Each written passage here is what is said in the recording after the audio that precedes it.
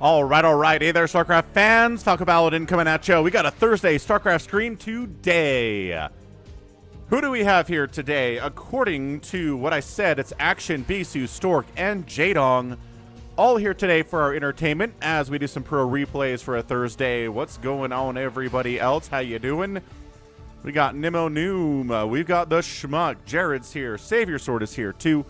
On the Pearl Dimension, Alex stopped by to say hello. We got Dawn and Argonest on the Red Dimension as well. So, happiest of Thursdays all. It is dark. It is kind of cold here in the Salt Lake Valley today, which is a lot of fun. But, you know, got my sweater on. Everything will be okay. I'm not going to freeze to death, which really is important stuff. Argonest says the Red Dimension is the angry dimension. All right. Could be. Argonest got some snow last night. Okay, so snow in April is not that crazy of a thing. Let's be real. But yeah, you guys watched ASL 21 Group C, Jaedong, Bisu, and Flash, and Ample in that group. Did you see it? Did you see how it went? Oh, I don't know. Was anybody worried about spoilers? It happened several days ago. We waited a while for the YouTube Tastosis cast to show up. And that was 2 days ago now. So if anybody's like, don't spoil me for ASL 21 round of 16 Group C, please. Like, well, it should be a priority for you, man. Why wasn't it a priority for you? I think that's your fault at this point.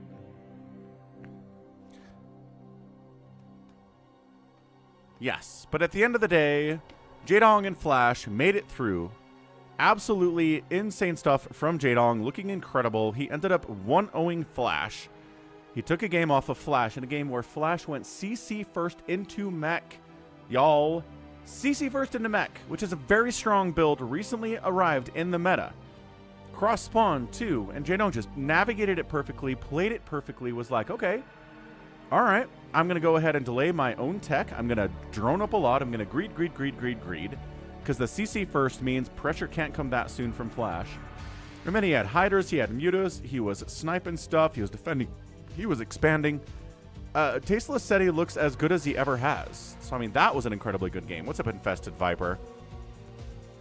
So, yeah, he does that. And then he 2-0'd Bisu. One of those was like, I'm going to show up with Lings, micro them within an inch of my life, kill the cannon at the front door of Bisu, and you're dead in like 4 minutes. That was a tough loss for Bisu, but then one was another longer one. He never went into Hive, won that. Flash beat Ample 2-0, and then Flash beat Bisu 2-0 as well. So yeah, Bisu had a tough time getting 2-0'd by Jaedong and 2-0'd by Flash. But you know, that's the way the cookie crumbles. Jaedong and Flash making it out of Group C into the playoffs, right?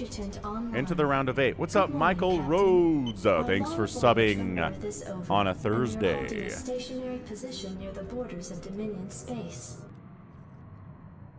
Exactly. So, gonna be amazing, right? So what's crazy about this is, what did we have? Here, I wanna the racial split here, there were like 75% Terrans making it into this ASL, qualifying in this ASL. And in the playoff, we ended up having 3 Terrans. 3 Zergs, 3 Terrans, and 2 Protoss. Amazing. Like, so many Terrans lost. I mean, Piano, Organ got knocked out. Sock and Sharp got knocked out of Group A. Group C, Ample got knocked out. I mean, in Group D, it was all Terrans, so 2 Terrans had to die there. So, I mean, that was just something that we had to do. That was not really... No way that we could avoid that one. But yeah, Mine got knocked out of this thing. We lost JYJ. We lost Rush and Speed in Group A of the round of 24. I mean, I haven't seen Group D, no. I'm not sure. It might have come out this morning, but I've been very busy this morning trying to get some social media stuff done, editing some videos as well. So no, I haven't seen Group D, but I do plan on watching it maybe later tonight is the plan. All right. So that was good, man. ASL 21 is rocking and rolling Rockin' and a rollin', Barbaran, Barbaran. Been playing a lot of Dying Light out there on the Falcon Paladin Plays. If you're not checking out Falcon Paladin Plays, go look at the list of playlists. See what I've got out there. There's something you want to watch. Dying Light, it's been fun. It's been a good game. I've really had a good time with it. I have some complaints. Like, yesterday, there was a time where the bad guy just kind of teleported my entire inventory out of my backpack or whatever, and then had me fight without my stuff. And then after it was over, they were like, here's your stuff back. Just like metaphysical teleportation technology they have. I don't know. It was dumb, is what it was. Okay, we're going to go Action versus Bisu in a series of games here. So check that action out. I'm going to pretend like we're the ASL a little bit. Yeah? Yeah, I think we will. So game 1, Action versus Bisu on Dominator. Argoness's family has been taken over by Bacopia. Yeah, my kids are on that too. Top side of Dominator, it's Bisu. Right side, it's Action. Okay. So, again, this is going to be a series of games.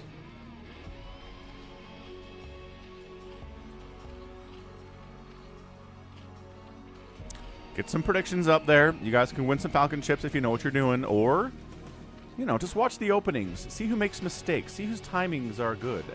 That kind of stuff you can look at. Terry the Overlord's counting the right way. That's right, Terry. We're going the right direction on a 3-player map. We flipped a coin and came up heads. We said, let's go heads, and we were correct about it. What's up, N? GG indeed. So, forward pylon, that's how we do in PvZ. Lets us expand with the forge, lets us get pressure with the gateway, whichever one we want to do. That didn't mute? Ah, I pressed the mute button. Sorry for the sneeze, folks. Ooh, straight up 9 pool from Action. So Action is known as the Macro Zerg. He's one of the better Macro Zergs we got, but sometimes you got to mix it up.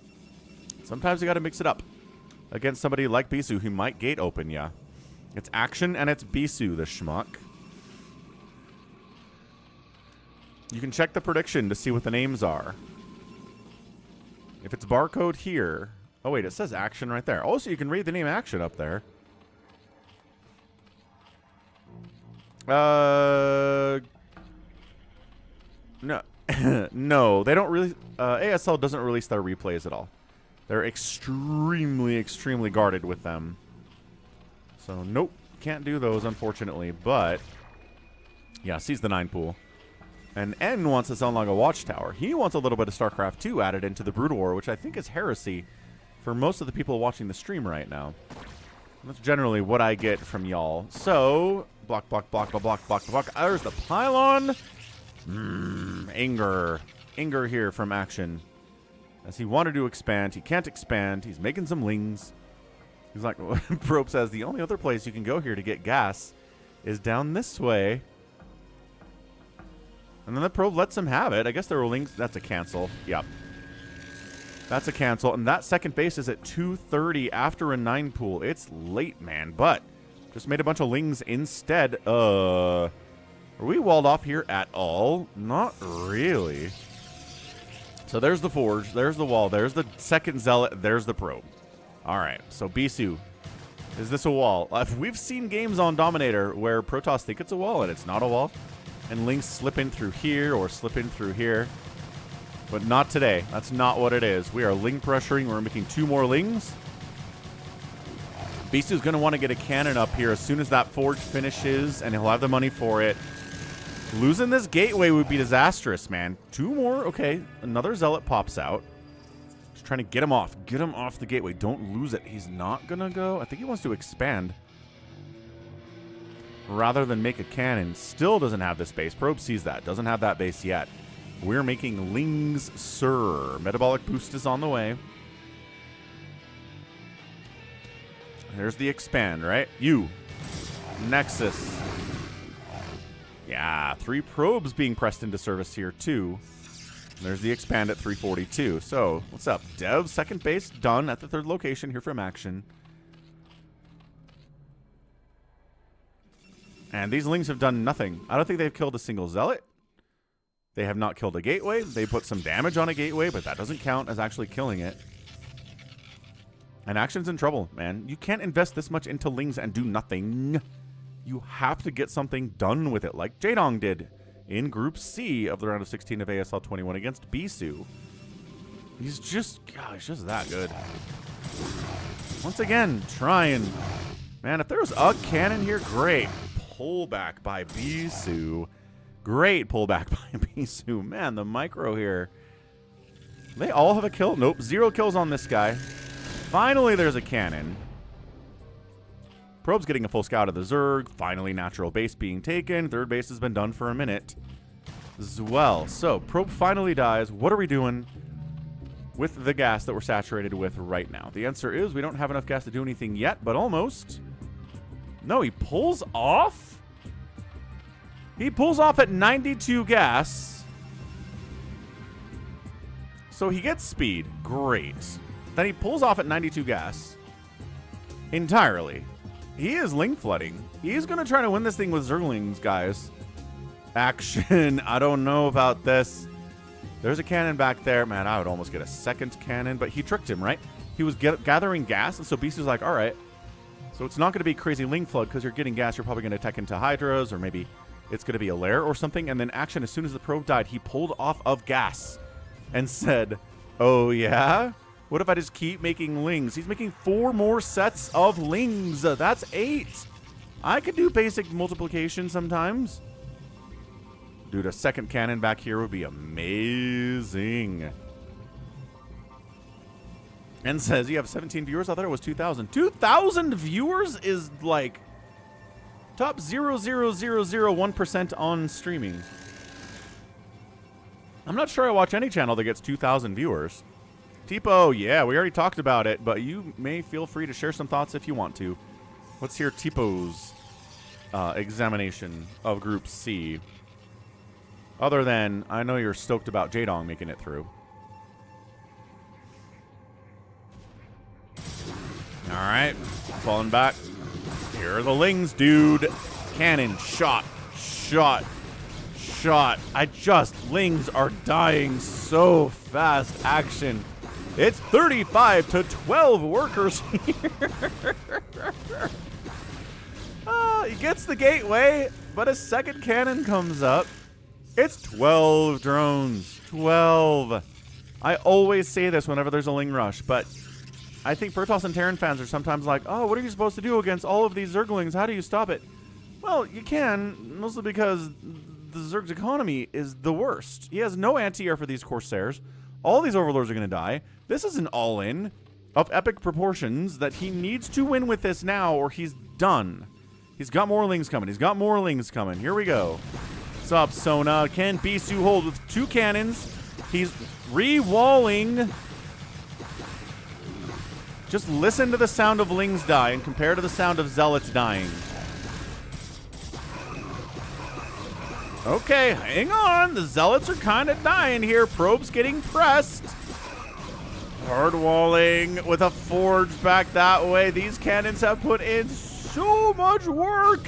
And that's it. Action couldn't get in. Bisu holds it. Hold the line. Hold the door. This cannon probably has about 47 Ling kills if I had to estimate accurately. But yeah, that's it. No Hydroden, no gas. Cut gas at 92. As soon as the probe died, tried to trick Bisu into not being ready for this. Bisu was ready for this. I'm not sure if Bisu was like completely understanding of what this was, but he was ready enough. He didn't cut too many corners, right? He made the Zealots. He did what he had to do. He still got into Stargate and everything, but he held it. Baller. Baller stuff, man. If Jaedong makes it through the round of 24, he makes it to the round of 4. Well, there you go, Tipo. Do we know?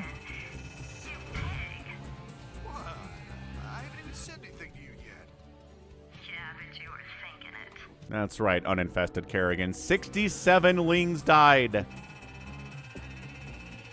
And the outspend by the, again, it's 12 workers for the Zerg, obviously. You want my thoughts on Jaedong's performance in the round of 8? I mean, you mean predictions? Do we know who he's going to play? Yeah, he's going to play light. Right, we did talk about that. He's going to play Light. Man, Light is quite possibly the best Terran player right now. But the way Jaedong is playing, I would not be shocked if he managed to win that as well. This is me. This is my not shocked face.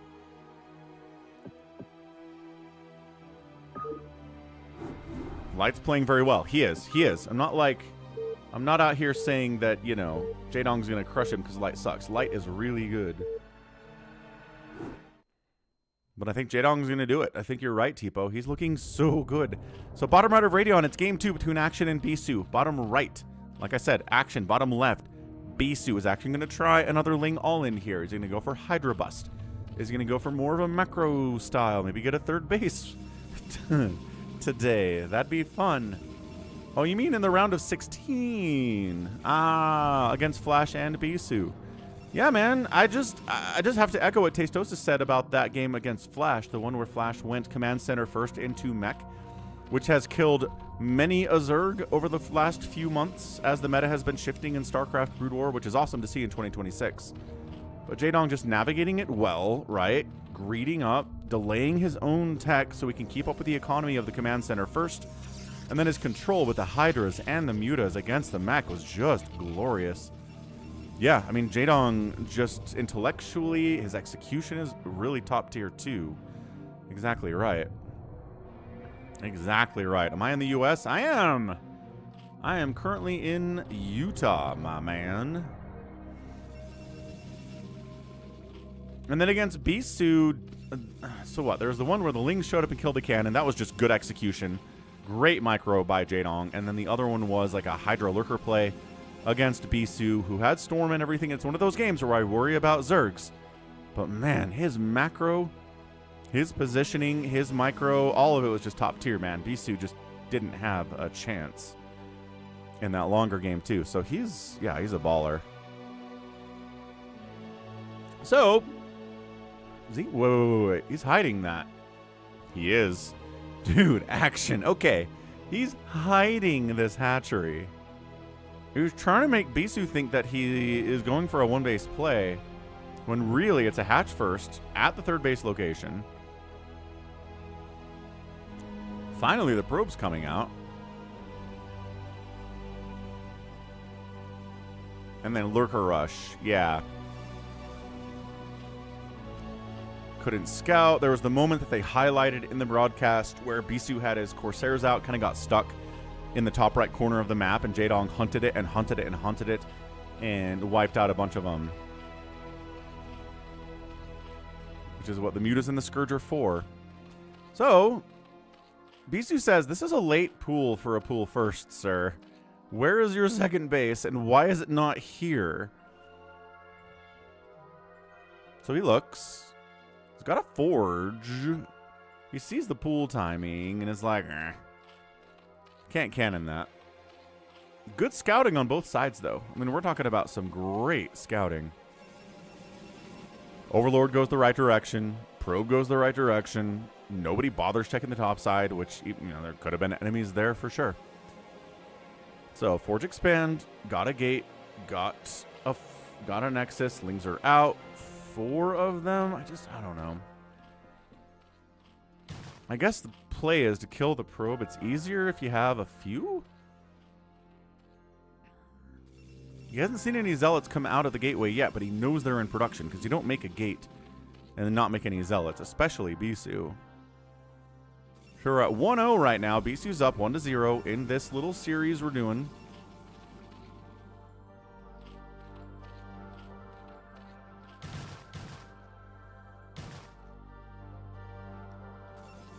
What's Bisu up to over here? Obviously Cybercore, no big deal.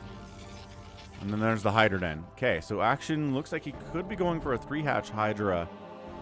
Attempt of a bust, right? He tried to bust with Lings in the last game. He looks like he's going to try it for Hydras here in number 2. Upgrades on the way for the Zealots. Obviously the attack, because we can't get the speed yet. Probe check saturation at the 3rd. Says, not too heavy. Saturation at the natural. Also not too heavy. Speed's on the way for the Hydras, which means bust. You don't get speed for the Hydras and then sit back and wait for Zealots to come. The speed is to get across the map.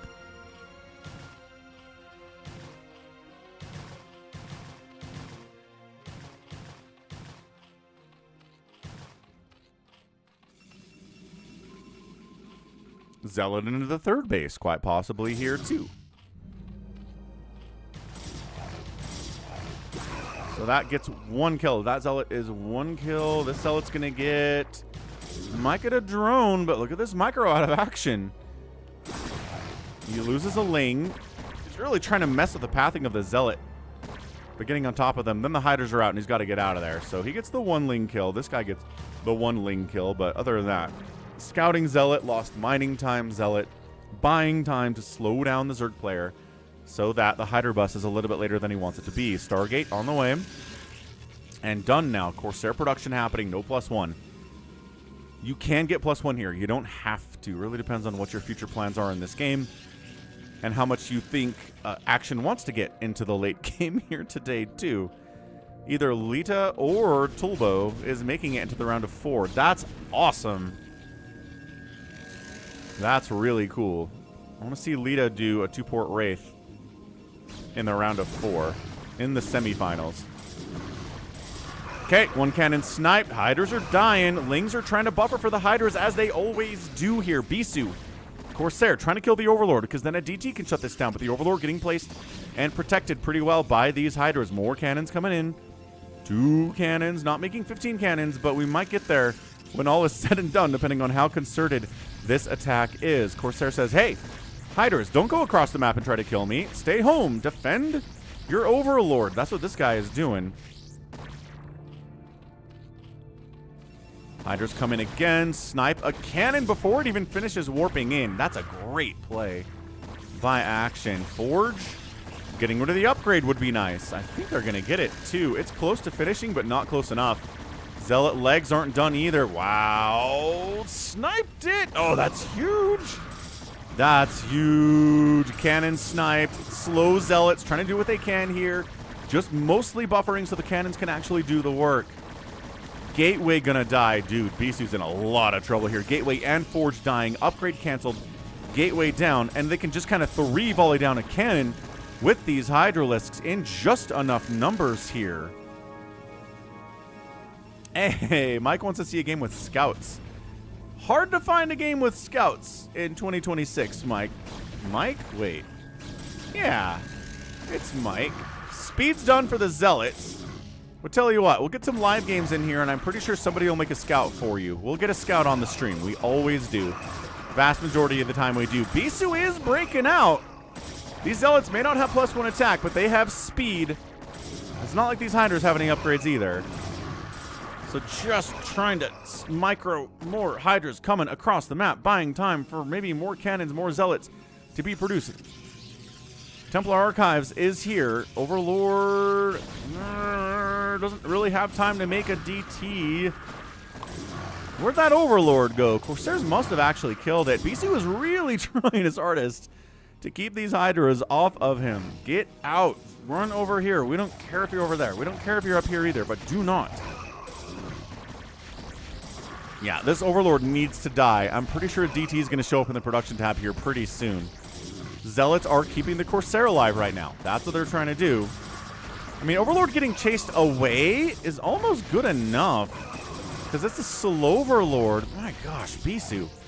I don't think I've seen this impressive non-+1 Zealots against Hydras, getting them away from the front door when they are in that number. Bisu is crushing it right now. Macro hatch, macro hatch. Still making gas. Supply blocked with the death of this Overlord. No real surprise there either. And we've got Psystorm on the way. We do have a DT coming in. There is not an Overlord on this half of the map. Corsair sees a lair on the way at 8 minutes. He's restarting his +1 attack, remaking the Forge, double Forge here inside the main. That armor's coming in too. And more gateways. Here's the DT. Where's the Overlord? Nowhere, because we don't have a lair. We don't have speed. And look, womp. And that's where the Zerg says, ah, permanently invisible. This is unfair. It is a little unfair, but welcome to StarCraft. What makes it great is that there are unfair units in it. That's what I believe. So we can work on Lurker aspects. You can work on Overlord speed when that lair is done. But it's 50 to 27 workers. Bisu's getting a third base up this left side on Radion. Range is on the way from Dragoons here too. DT's got 1 kill, but it did the job of shoving all the Hydras all the way back to their half of the map. Not happy about it. Very, very sad. Yeah, exactly, Savior Sword. That's the philosophy. So, Storm's been done for a minute. Haven't really had the time to make High Templar yet. So I think this is the first HT. Nope, here's a bunch of them. I lied. 4 High Templar are out. 2, 3 of them have enough energy for a Psy Storm, which is going to be nice against these Hydras because they're coming in numbers. 3 more on the way. Upgrades coming in here too. Macro Hatch, Macro Hatch. No sign of a Spore from Action. Really just trying to go Hydra Lurker. Bust it down. But Bisu getting a 3rd base. If he can get some benefit from this 3rd, he's going to win this game.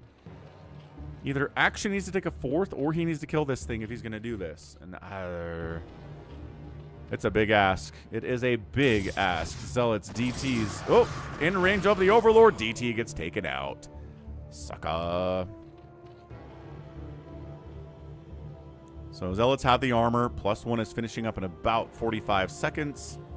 Bisu just moving into further attack, getting a robo. He's worried about lurkers at some point.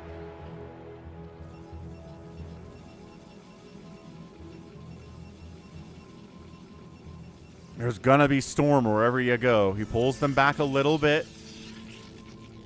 Here come the Hydras. No sign of lurker at all. This is pure Hydra. Here for action in game 2.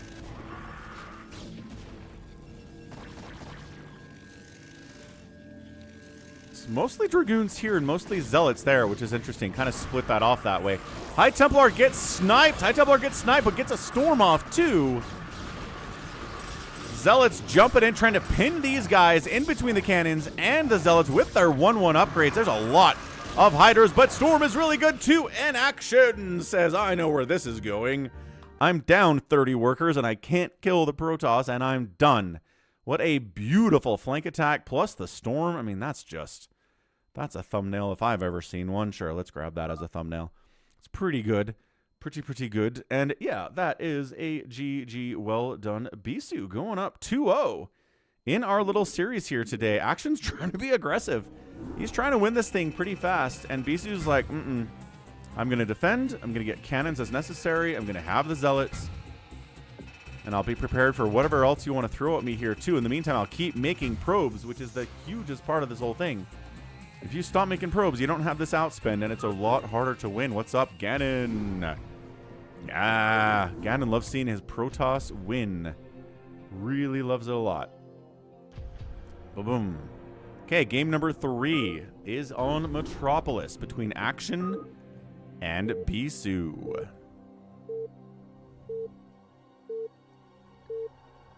Well, yeah, welcome to the stream today. StarCraft is back on the Falcon. We're doing some Dying Light Monday, Tuesday, Wednesday of this week. Wednesday of this week. But right now, StarCraft, bottom left, Action, bottom right, Bisu. Overlord scouting the wrong direction this time. That's okay.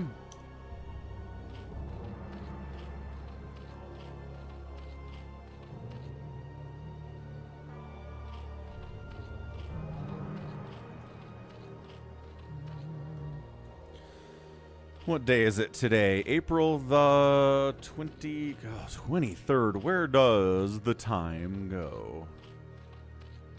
If you could tell me where the time goes, I'd appreciate it, because I do not know where the time goes.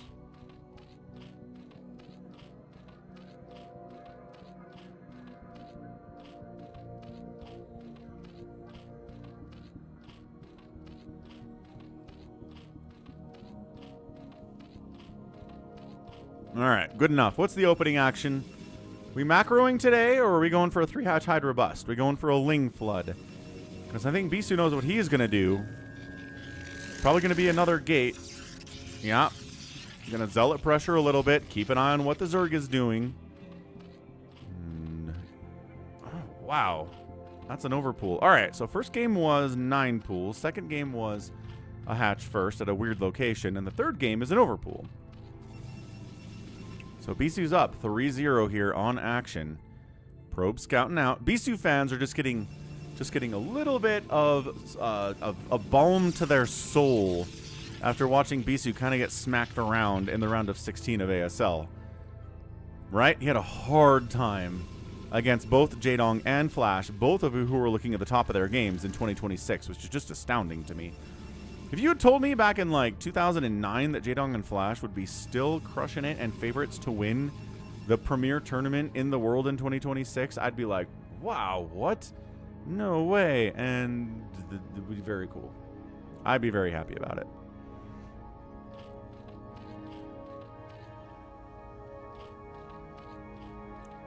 So, both players scouting the wrong direction. Probe scouts top right and top left, and finally shows up at the Zerg base. Overlord going the wrong way, too. Sees the timing on the hatch, says that is not a hatch first. There must be lings. Oh, look, it's lings! Great! Dude, this Zealot is out of position to handle these lings. I think he's trying to swing around and counterattack, or maybe go after the third. Oh, interesting, yeah. So the probe sends the lings that way. The Zealot slips on in. I don't think he saw that. I don't think he's going to see this either. The vision on a coming in hatchery is very low. And then, surprise! Zealot in your mineral line. Do you have any lings? No. You're only building drones? No. How's it going, Wander? It is sneaky. And drones have to fight against this Zealot. That is not what they want to do. That's not ever what they want to do. Lings are coming back home. They're like, what? Hey, wait, what? Look at this lost mining time as well. He's trying to burst damage this guy down. He's not going to lose a single drone. Action, you absolute monster. How? Is it possible to put a custom unit graphic in StarCraft? I mean, dude, that Zealot got one ling kill. That's insane micro by action. There's the StarCraft cartooned experience, which has a lot of custom unit graphics. Yes, entirely possible. More Zealots into the third base to try to shut it. I mean, really just bruise it. They're not going to try to shut it down. They're just here to get some HP off of it, force some lings out, and maybe, you know, send a probe in for a scout when the lings are out here trying to save the third. However, there are also lings here, so Bisu's going to get shoved away with that scout. Wants to check the gas, right? Metabolic boost on the way, pulled off of gas again. I don't know about this from action, man.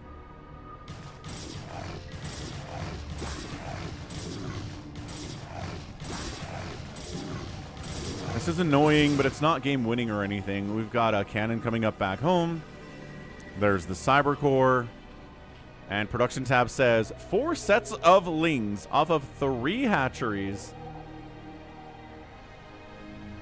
Boy, I sure hope Bisu doesn't figure this out. He keeps these guys back and uses these 3 to be like, yeah, I've got 4 lings.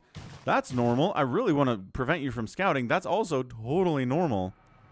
Yeah, he's not even mining from either of his expansions. Exactly right, Wander. So, Zealots see more lings, huh?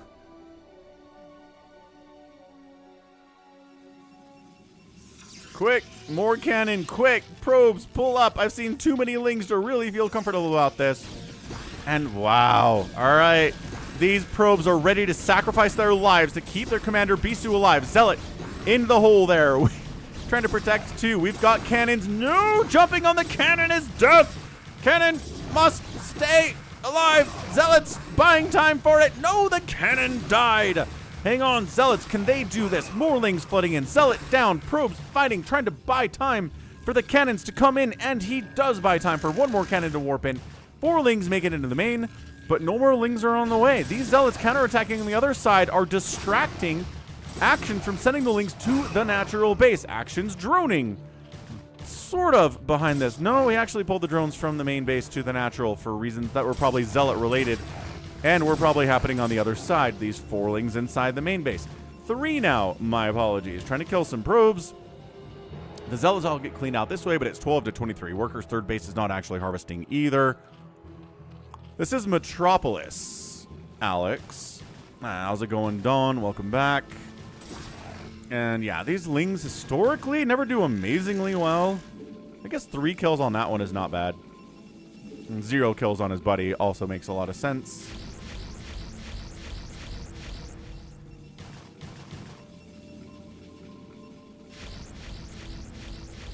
We don't have anything to stop this Corsair from killing the Overlords, kind of like in game number 1. But at least we're going to have a spore this time. Yeah, we're going to have a spore this time.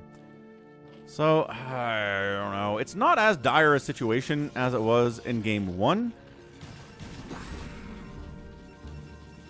It's 18 drones instead of 12. There is anti-air for Corsairs. This probe is going to get kills. This probe is not going to get kills. Action figured it out.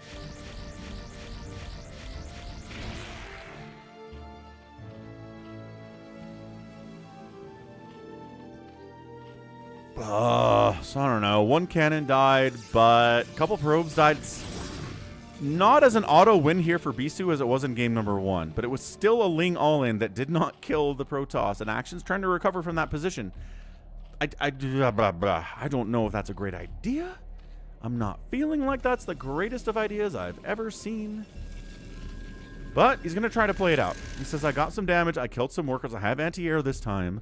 Every Overlord I make is going to be at the second base where the spore is, because otherwise they will die. I guess this guy's hiding. Ah, this guy was trying to hide. He dead now.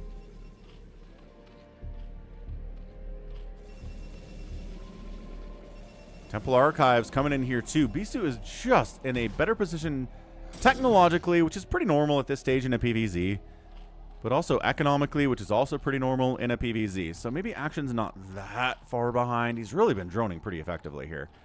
He went from no saturation at his third or his natural base to decent half saturation on all of his bases. But however, saturating means you don't have as many Lings, and you didn't probably invest in any Sunkens either. So 5 Zealots into your third is a bad time. You have like 7 Zerglings to handle 5 Zealots. That's not going to be enough. Maybe trap. I mean, they want to fight on the ramp, but surrounding is good. But maybe not. All right, whatever. We go for it. It's a bad position for the Lings, but actually, these Zealots are not dying. Never mind. That went really poorly. 6 kills on that one Zealot, but not able to get into third to mess it up. But guess what? Corsair's coming in. More Zealots on the way. They've got a +1 attack now, which makes them better against the Lings. Yeah. And the guy says, I don't need a Sunken. I don't need to make a macro hatch. All right. Okay, cancel that macro hatch.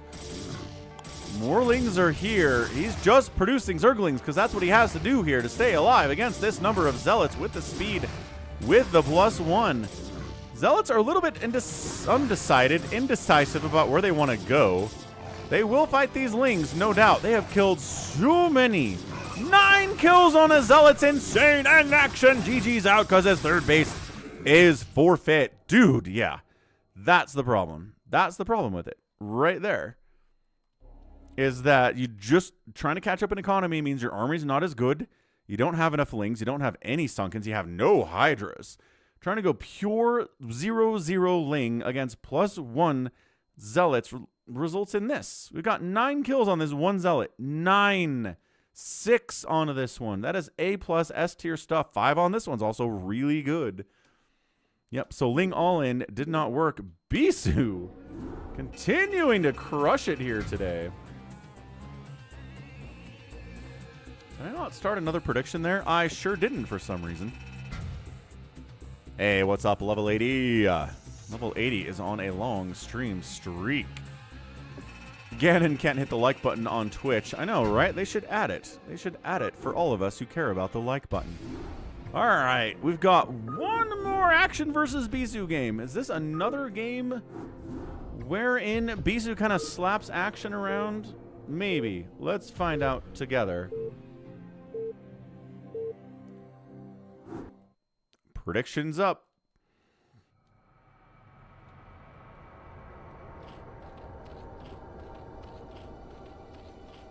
All right, top side, it is an orange Zerg player. It's Action. Right side, it is Bisu. So, back on Dominator. We saw this in game 1, but the spawn locations were swapped. Action was over here, Bisu was up here. It's 92 degrees? Oh, 92 stream streak. Very nice, level 80.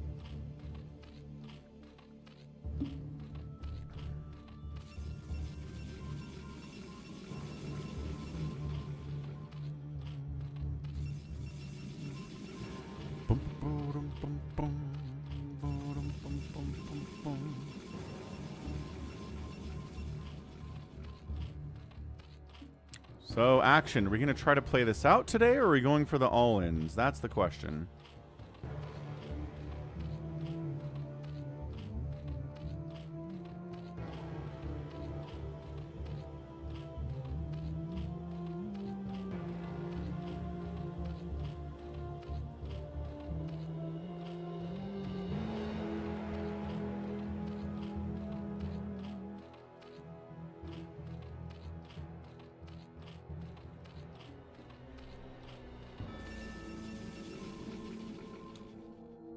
Gateway, hatch first.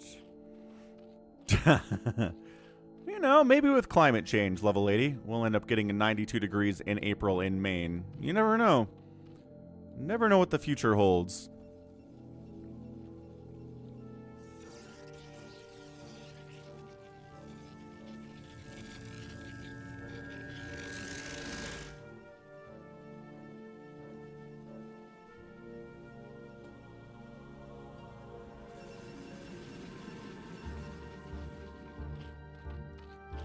So there you go. Hatch first into a pool. It's the most normal opening action has had today. I guess he did have that hatch first in game. Well, it was a hatch first.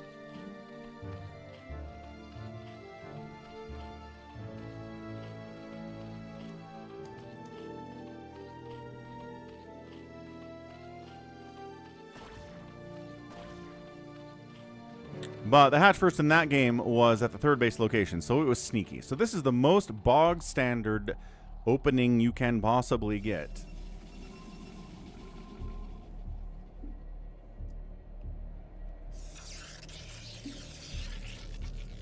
So there's the expand, sees the hatch first, zealot in.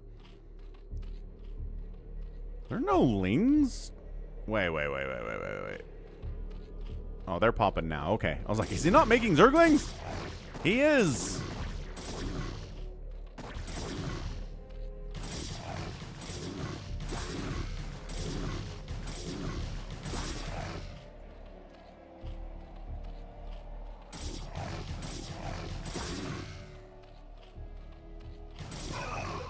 Okay. Zealot sniped out.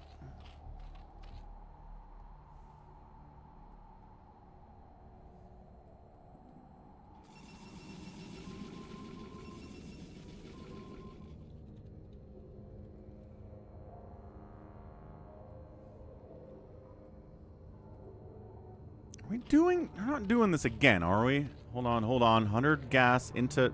The number of lings means it's more metabolic boost. Dude, action! What is going on? Okay, there's metabolic boost. Keeping one on gas. Looks like he's intentionally keeping one on gas.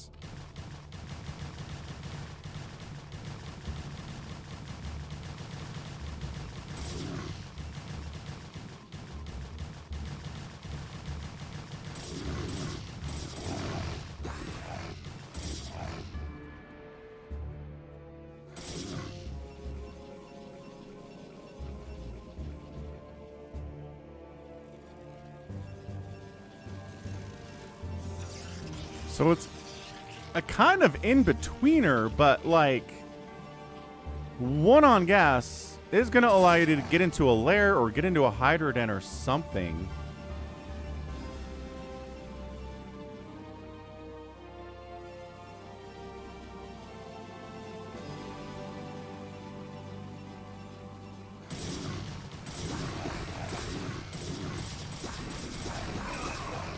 I don't know about this. Again, probes getting pulled into service. 3 do jump onto the cannon back there. They're not... Oh.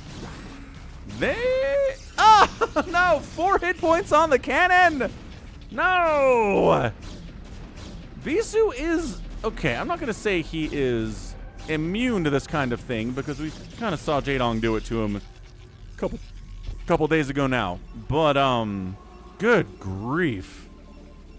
4 hit point cannon. Probably has 57.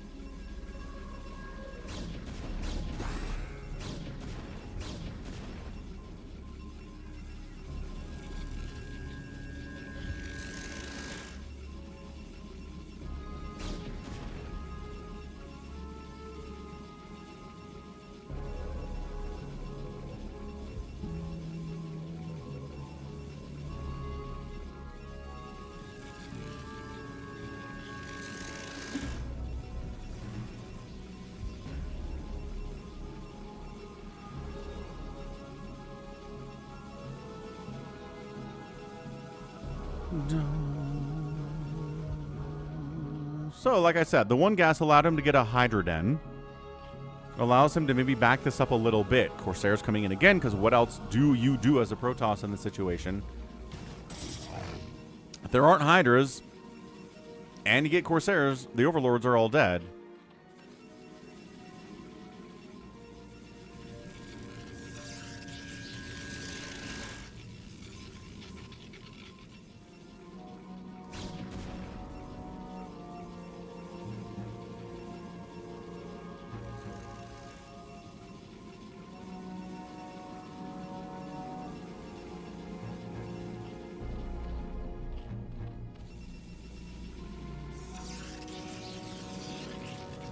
Sounds good, Jared.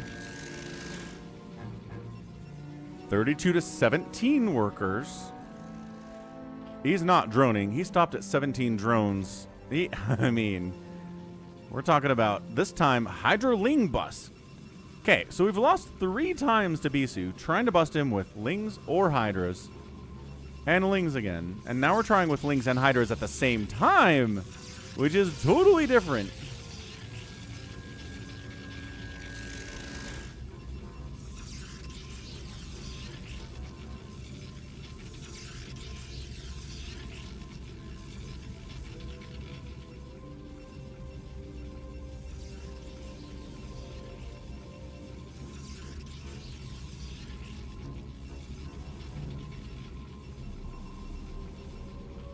Is Corsair gonna get a kill?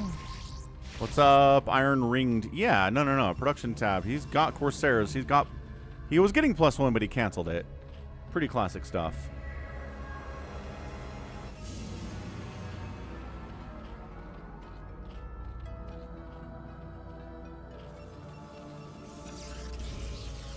The Hydras are pulling back to hunt the Corsairs down. The Corsairs are too fast for that. You're not going to catch them. This is such a weird choice. If you're going to bust, you need to bust. He's trying, but there are 6 cannons back here. Zealot legs are on the way. +1 attack's going to finish. The Forge is not in the wall, which means it can't be canceled when the upgrade comes through. Wait, did he cancel? No, +1 just finished. All right, good enough. All right, here he goes. Hydra's trying to find an angle to attack where the cannons can't fire back. There it is. Okay, he found the angle. Can he get the gateway this time? He's killed a gateway before today. Can he get another one? Alberto, that is me. That is an accurate quote. Okay, nailed it. Cybercore taking some hits. Might die here too. 44 to 27 workers. Corsairs, 1 kill and 0 kills. They're going to get this guy, absolutely. There is a lair on the way. Got him. Supply blocked? No. Surprisingly. But man, speed's done on these zealots and they have +1. We've seen this. We've seen this before. There's no forest? Says, no, there are trees. No, like, really dense forest maps that exist in StarCraft Brood War, but there are trees. If you want to make a dense forest map, you can.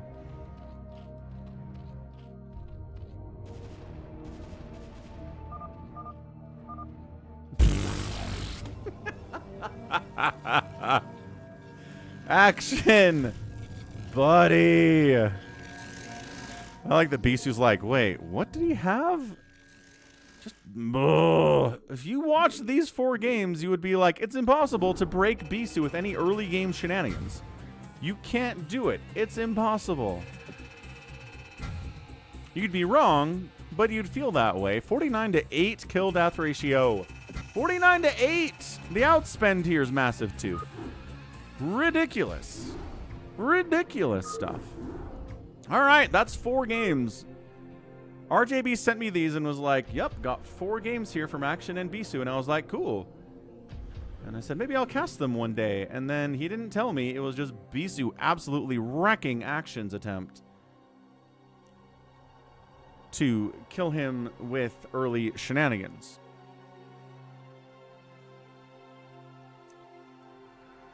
right. What else did I say we were going to do today? Stork and Jaedong and stuff? That sounds pretty fun. We can do some of that. I think we've got... Let me see real quick what I got here.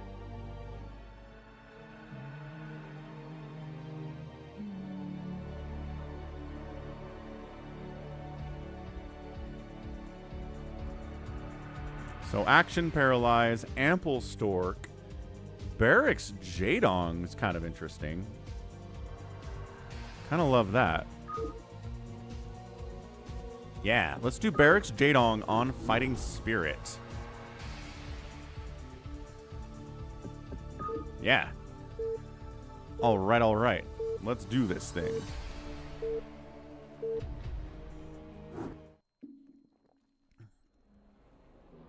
Top left of Fighting Spirit, maybe the most popular and famous multiplayer map in all of StarCraft. It is the Dong. It's Jaedong. He's into the playoff, into the round of 8 in ASL 21. And in the bottom left, it's BarrackS. He's not there. BarrackS is being trained by Flash, but not quite to Flash's level.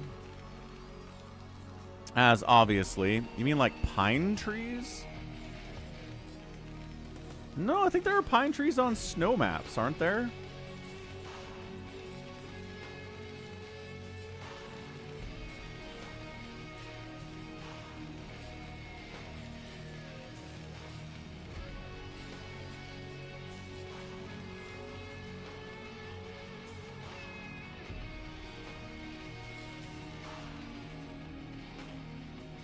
Yeah, check a snow map if you want to find some pine trees.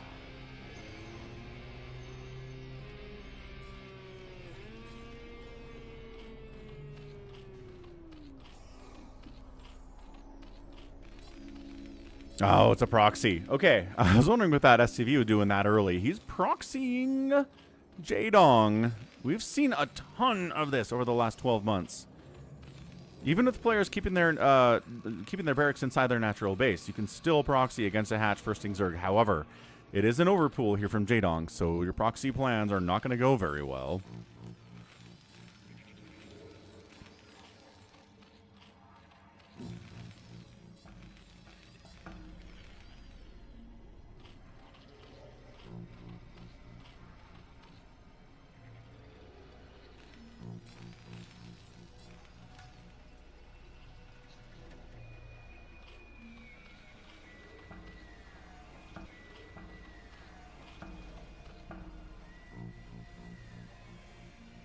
Yeah, he knows. SCV is going to come up and be like, oh, that hatch timing is not a hatch first. That pool is done.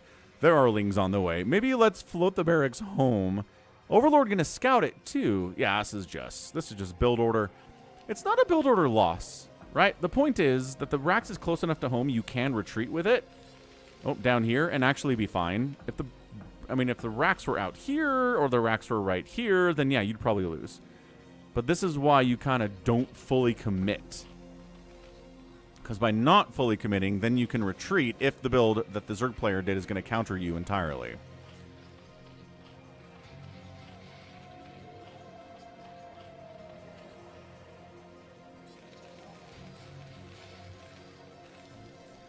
Kind of surprised he hasn't lifted it home yet. You really think you're just going to... Okay. Unupgraded Marines? Really? See? I'm blown away. I can't believe he's trying to bunker this. Why would you try to bunker this? You BarrackS, are you dumb? You know this isn't a hatch first. Yeah, you're going to force some more lings out here from Jaedong, but he's fine. I'm not even worried about this from him. He's getting a lair, too. That's how not worried about this he is he's getting a lair behind it. It's 5 unupgraded Marines. He's trying to still make the bunker. You're not making the bunker. What's up, Nico? Any luck on the job hunt? How'd the phone interview go? And now he's floating the Rax home. Exactly. This is what we're talking about. Floating the Rax home.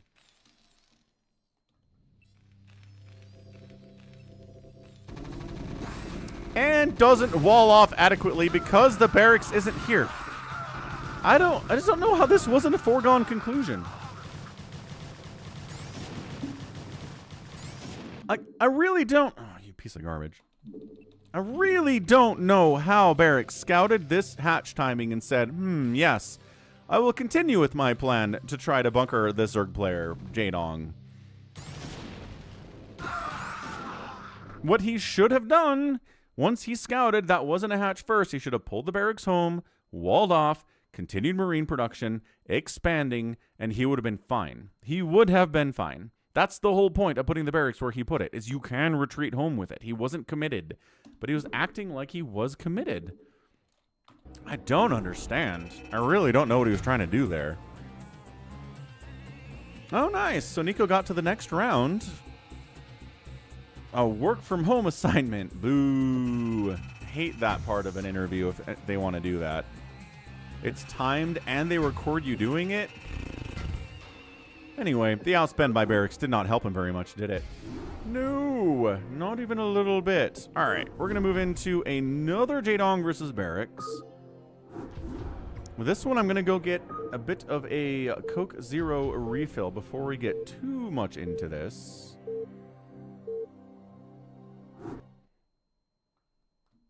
But let's see if we end up getting another crazy rush that fails from BarrackS. Top left, it's Jaedong. Bottom left, it is, in fact, a BarrackS. So a rematch here.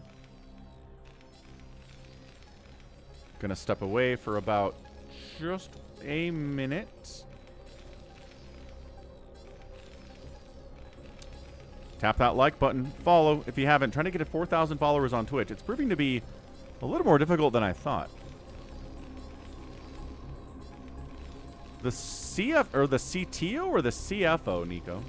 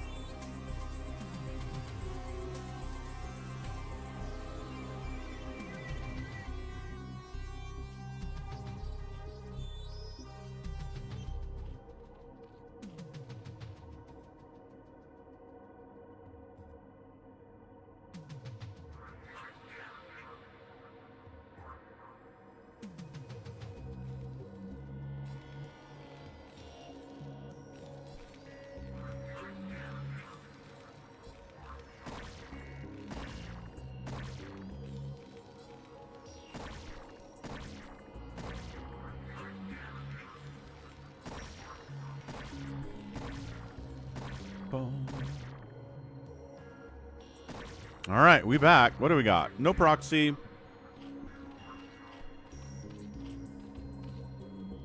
Hatch first. Racks at home. Successfully scouted out where the Terran player is. Terran has not scouted the Zerg yet, which totally sucks. Welcome back, Tipo. Nico says the CFO. Okay. That's interesting.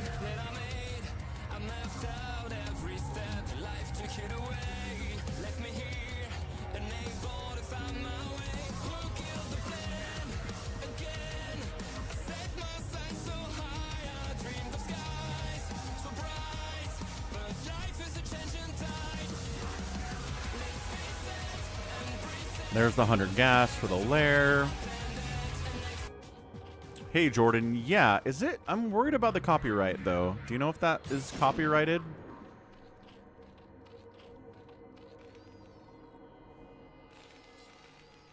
Ah, okay. 2-port Wraith opening here from BarrackS. Okay, let's do this. Gonna be mixed up a little bit from the normal. I was all ready for this to be an extra couple of racks or maybe a Vulture, and the Vulture is normal, but the 2 starports telling us the whole story here from BarrackS in game number 2 between these 2 players. All right, yeah, I'll get that up for tomorrow. Jordan. Getting a creep. Worried about the potential of a fast Vulture, and he's right to be worried about it. So good read here from Jaedong. So double starport, double Wraith action. Getting a Spire. Spire's not going to save you from these Wraiths. Oh, and the Vulture gets in before it's actually done. Ling's buying time. Pulling drones. Ooh, they got him. Wow. Okay, that was really, really, really, really well played by Jaedong. Spire continues to come in. Wraiths are on the way now.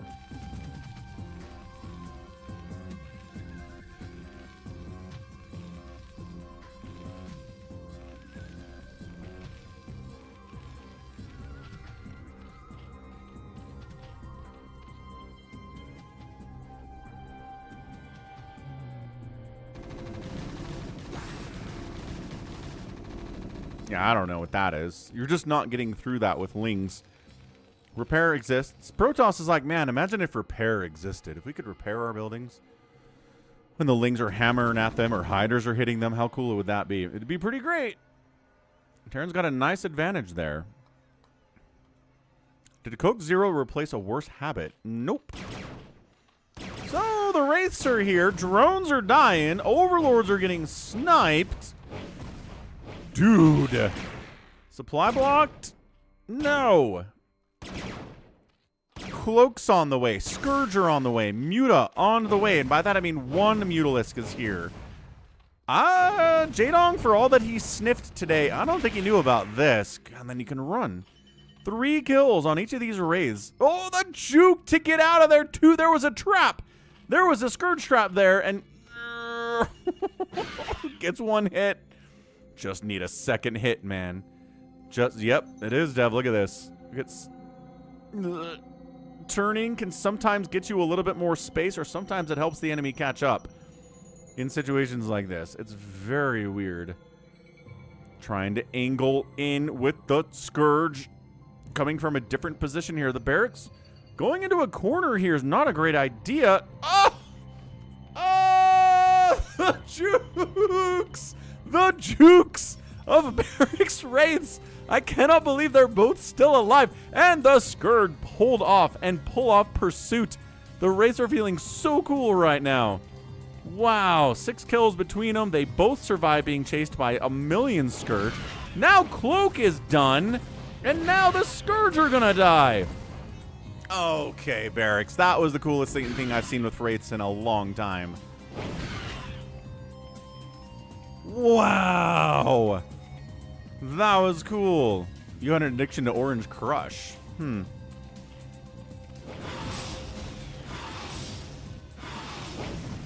Snipe. Scourge dead. Oh my gosh, these Scourge are getting obliterated. However,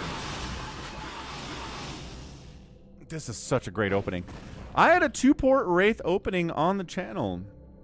On, you know, a main VOD not too long ago. It was Light and it was Queen. Or maybe it was Hero. Light and Hero, yeah. And it's always really good. The problem is, it really slows down your capability to get the mid-game up and powerful. Because eventually the Overlord speed is done, and eventually there's a bunch of Hydras, and eventually the Wraiths really suck. And if you don't have enough Marines or Siege Tanks to handle them, then suddenly it gets pretty tough. So we'll see. We'll see what the follow-up is here. He got damage, right? Killed Overlords, killed a ton of Scourge, killed Mutas, killed drones. It was really effective. But I think long-term, he needs to start getting into tanks. He's still making Wraiths. All right. He decided he's cool. He decided he's doing great. That would be fun, Savior Sword.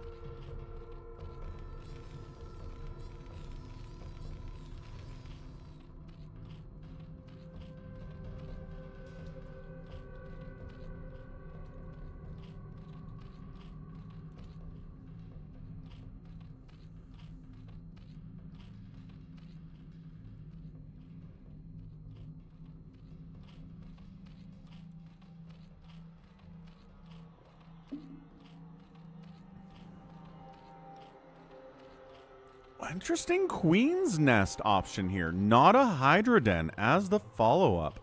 Yep, I banned people from chat before, Dawn. It has happened. Not in a while, but it's happened. Usually spammers.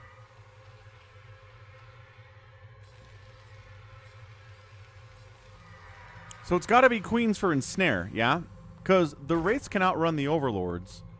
But if you ensnare a Wraith, suddenly it can't outrun the detection. And it's a lot more vulnerable.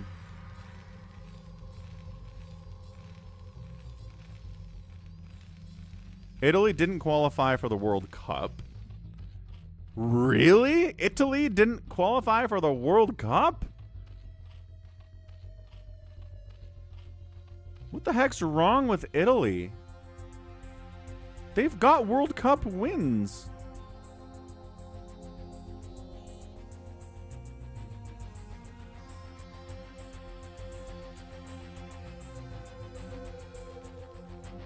Italy's sports minister said Thursday, it's not appropriate for the country to replace Iran at the World Cup.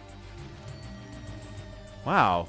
Okay, I didn't realize Italy sucked so much. Who do they think they are? America? So, third hatch coming in top right. Queen's on the way. Hive coming in too. Did we see Ensnare come through? I don't think Italy wants the spot, is what ESPN and the New York Times are reporting, Nico. So I don't think you have to worry about that happening, but the idea got floated, yeah.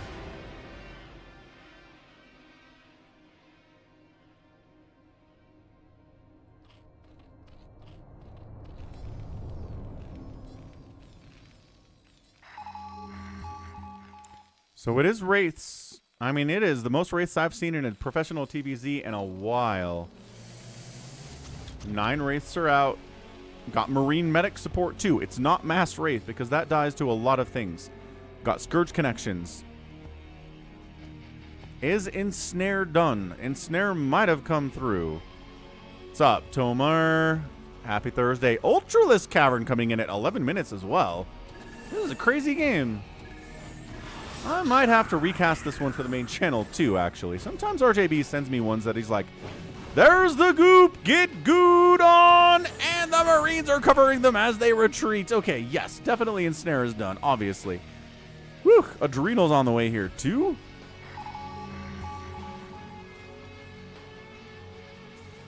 Look how long Ensnare lasts. You always forget. You always forget how long Ensnare lasts.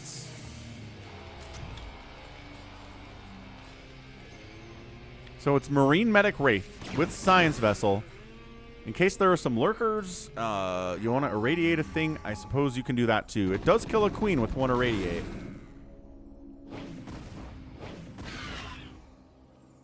This is 2 base, all in, man. Yeah, Matt, he's going what? 8 racks.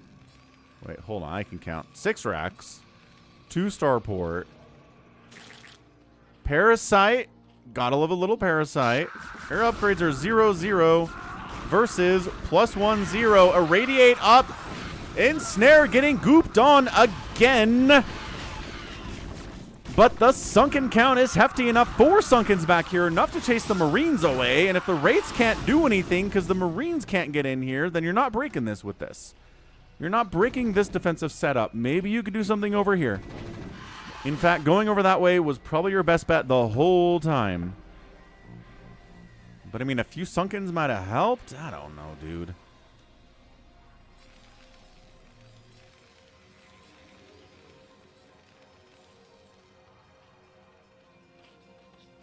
Yeah, no further air upgrades on the way. Marines are getting a further attack upgrade. Yep, +2 is coming in. Mutaflock is 5. They're not getting a lot done here against upgraded Marines. Bunkers. We're still making... Okay, Science Vessels now. Chitinous Plating finishing up shortly. More Ultras being replaced. This is just going to be a counterattack. We're going to get Ultras down here, and then good luck.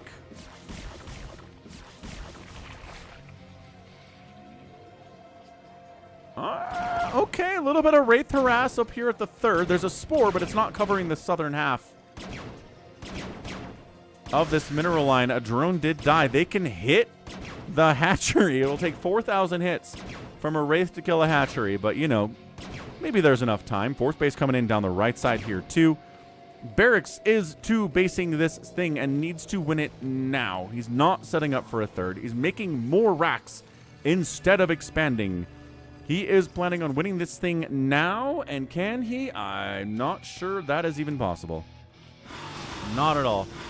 Killing his own spore because it's messing up his gas pathing.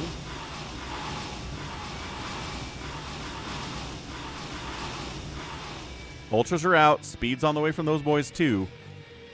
I don't know why the elephants are heading to the top right. What? Why? What's up here for you? The army's down here. The base is down here. I guess maybe he's defending the top right, a potential attack coming up that direction, which is fair enough. Skirt every science vessel that dies is a... Oh, the juking, the wiggling. The wiggling and the jiggling there. It was good. By BarrackS. Irradiating every Ultralisk is a way to deal with Ultras. Oh, the Scourge coming in from a weird angle. Ba-bam and ba-bam. Well, you can irradiate 3 of them. Lings are dying to the irradiate. They push up the right side by BarrackS. Ultras at the top of the ramp trying to hold it. No Lurker tech. Dude, 2 Lurkers I think would be way more effective than Ultras at the top of this ramp. But they do have 4 armor. Nidus here at the third base, too, is going to help defend it. Lings rolling in a single file line, dying like crazy. You need to engage with the Ultralisks. Maybe an ensnare would help here, actually. There aren't any queens left at all. The queens come in on the backside and go get Good on. The Good is good. The slow of the attack of the Marines is awesome. The movement speed is slowed as well. Now they're blocking the ramp, and then Ultras come up the backside and say, definitely not another ensnare. Dude, this game is crazy, but I think Jaedong's fine, man. Wipes out this entire attack. There's more stuff coming up, but I'm not sure what he expects to do any differently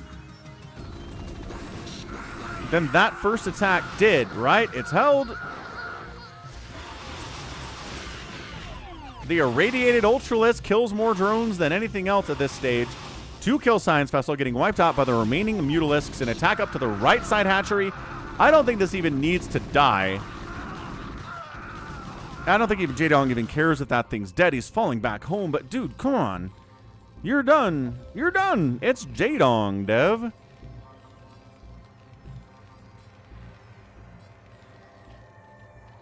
I'm trying to remember what kind of Ultras I would pick. I think I picked the Ultras...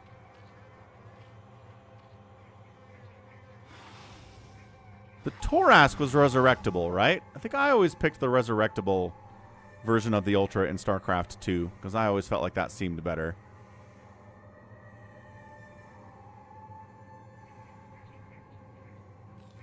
Yeah, I don't know what BarrackS is trying to do here, man. You're on 2 base at 17 minutes. You haven't killed a single base of your enemy Zerg. What do you think you're doing here? What is your follow-up? Scourge wiping out your science vessels. Your irradiate count is low. D-Matrix is nice, but not the greatest thing ever. Nah, it's over. It's over. Like I don't know what BarrackS thinks he's doing here.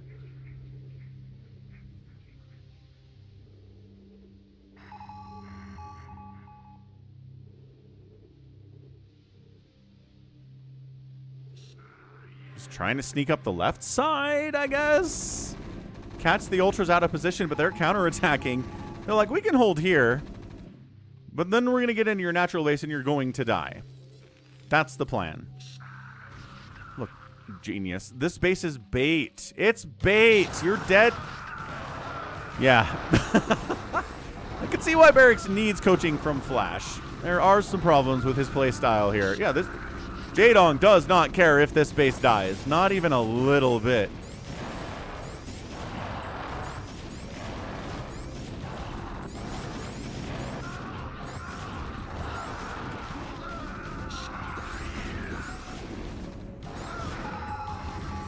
BarrackS, you're hilarious and very funny, and I love you, but it's been a GG for like 5 minutes. See this? See how this? See how you're out of money? See how you're not getting money here? See how you're not getting up this ramp? See, oh, you killed this base. Oh no, what's Jaedong gonna do now? Nice. Where is Hamster? GG! And BarrackS taps out. Wait, what? Yeah, no, we're good. BarrackS taps out. Okay, good. I read that wrong for a second, but that's a GG. Saw that coming. Jaedong gets the win in 18 minutes and 58 seconds. Very, very nicely done. What's up, Ansem? Hello, longtime subscriber, Ansem. All right, Jaedong and BarrackS. It ends. Let's go ahead and move those replays somewhere else. Happy Thursday. Hope you guys are having a great one. ASL 21 has been amazing. We finished up Group C. We've talked about it a little bit already, but spoiler coming like in 2 seconds here, but it was Jaedong and Flash that made it out of the Group of Death, Group C. Jaedong, Flash, Bisu, and Ample in that one. So they move on to the round of 8, which is really awesome.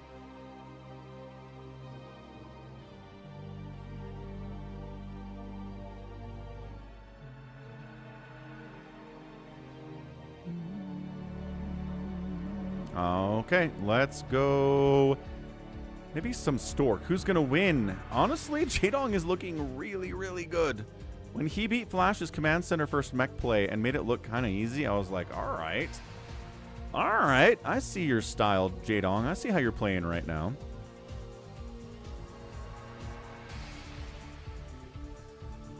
Where did I put that Stork stuff? Ample and Stork? Yeah, that sounds great. Ample and Stork. Oh, it's a Litmus game. I love a Litmus game.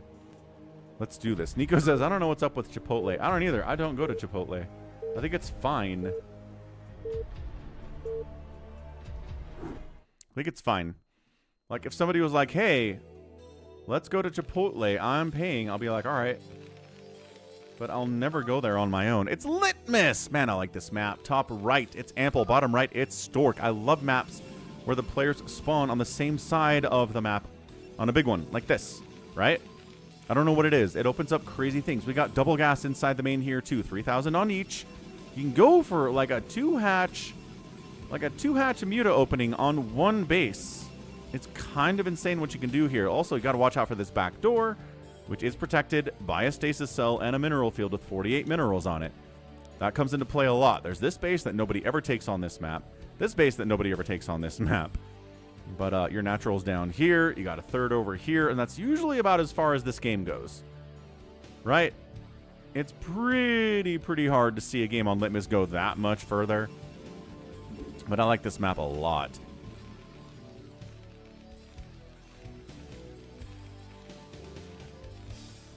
Yeah, certainly, Don. Got 4 Terrans in a group. It's going to make for some long matches. Although, you know, something they were talking about, the Tastosis cast on Group C was like, Flash makes TVT look like kind of a short matchup. Like, not that difficult of a matchup, and it's over in 10 or 15 minutes instead of, you know, 25, 30, 35 minutes, as it often is in TVT. So, gate racks, the respect here is a question. Who's going to show them the most respect? There's the gas. So Stork gets gas before expanding, which is usually how this works, especially on a 2-player map.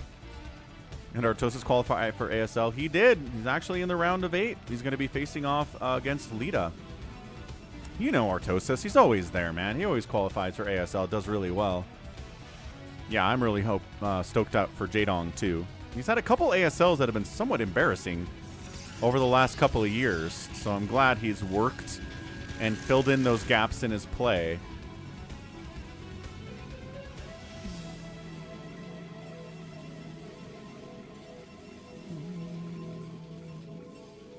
Yeah, I think, yeah, Nico, I think Artosis is about a, I don't know, plus 400 odds to win the whole thing. So, not like a favorite, but, you know, he's in there. He's in the mix.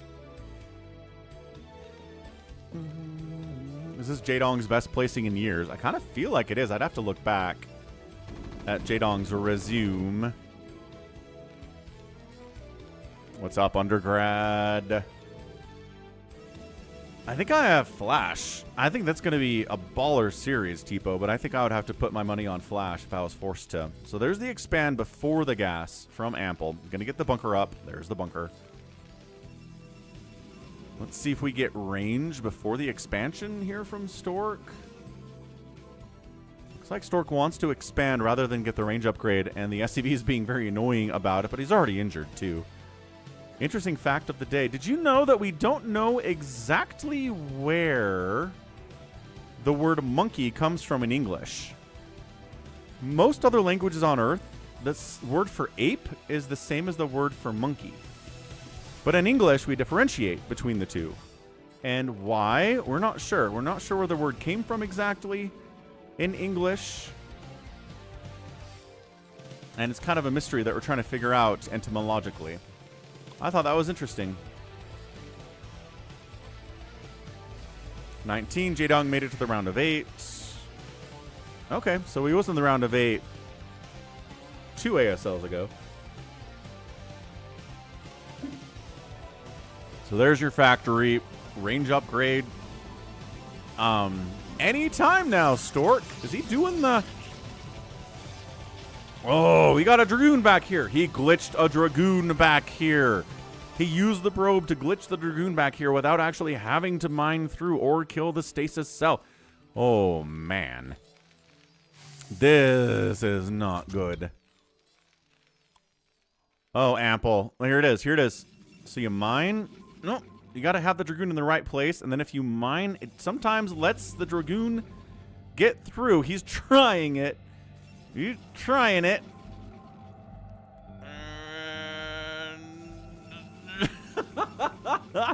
This is harder than it looks. We sometimes see players do it, and it looks very easy. And we're covering the top of the ramp. Get out of here, Dragoon. We know what's going on. This guy's like, please, just do it. Try it again. Coming from this angle. No, he can't get it through. Oh, Stork. Again. He's just, screw it. I'm just going to mine. You're never getting through there. Bye. That's so funny. This Dragoon's going to die because it's stuck. We stutter step as much as we can, sir. Oh, that's hilarious. Oh, that's so good. Again, it's very funny to see pros mess that up because you watch them do it a lot of the time and it looks so easy, but it is not. Engineering bay on the way. There are already structures that surprise you with how they looked in such clarity. That was a long time ago now, undergrad. I think, okay, Zerglings. Zerglings in the remaster have little hands coming out of the top of their head, like human hands, with like webbed digits coming out of the top of their heads that do not exist in the original graphics. Freaks me out. I don't know why they're there. Reaver follow-up from Stork, no real surprise on that. That's why we have turrets coming in. That's why I have the engineering bay floating as well. That is a crazy one, Nico. A solar ray causing that. Yeah, the dude inside the turret, undergrad, definitely. T-Po's done with ASL forever. That's entirely fair.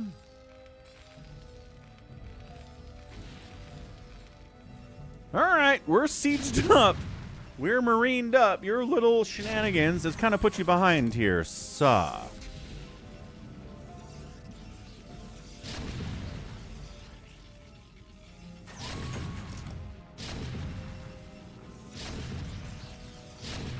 Bunkering it too. I love this from Ample. Yeah, no. TVT. Right, Tipo, I get it. I hear ya. I hear it. Ah! And Stork taps out. Yeah, he just put too much into that little Dragoon shenaniganry, and it didn't work, and Apple sniffed it out, but Apple shut it down and then just walked across the map with a bunch of tanks and got the win. That's very funny. Nicely done, Apple.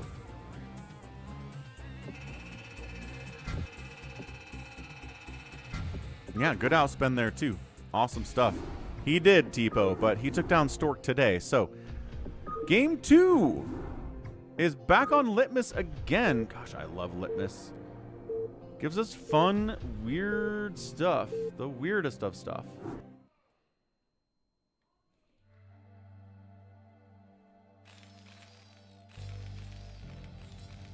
Okay, top right Apple, bottom right Stork. Game 2 here. Let's see what shenanigans happen there as well.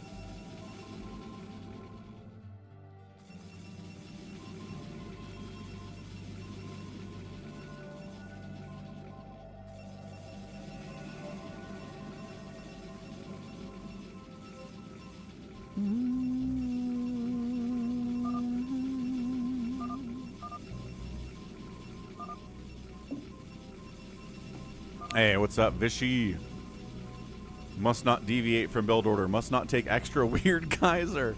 It happens, though. We see it happen sometimes on Litmus. Taking weird geyser can result in some interesting and successful strategies. We'll see if anyone does it in this game.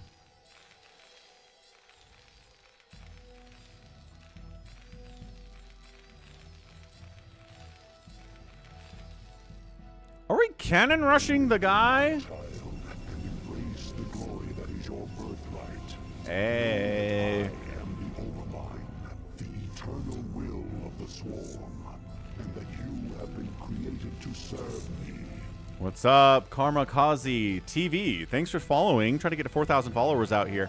Probe shows up and says, "It's just me, a normal probe. Nothing weird is happening. I'm not cannon rushing you or proxy gating you whatsoever. I'm just here to harass you and make you worry about me inside your base and not, you know, don't look at your natural. Don't get out there and take a look. Gas is on the way. Pylon blocks. Okay, so now you know something is happening. The pylon block is like, oh, got an SCV kill. That's massive from Stork. That's ginormous from Stork. He's worried about Zealot pressure, and he should be because, by golly, they're here. Howdy, howdy. Jaedong Light. I've got Jaedong. But I think an insane series. Snow and Flash, Jaedong and Light are going to be like appointment viewing type stuff, I think, in this round of 8. It's going to be so good. Where's my Zealot? Stork says Zealots take so long to build, and they do. So, Robert the Zealot, hoofing it out, trying to see what's going on. The answer is, it's a triple pylon block in Ample's mineral line. What? The Zealot shows up. We're trying to build a supply depot. The Marine is getting shots off, but it's 47 hits from a Marine to kill a Zealot, and it takes forever. Zealot just trying to get hits off on what it can here. There's another Zealot coming, and he sees it. The SCV is trying to kill the pylon, but that's why there's a probe here. Zealot. Shield battery up. Okay, now to defend. Let's go.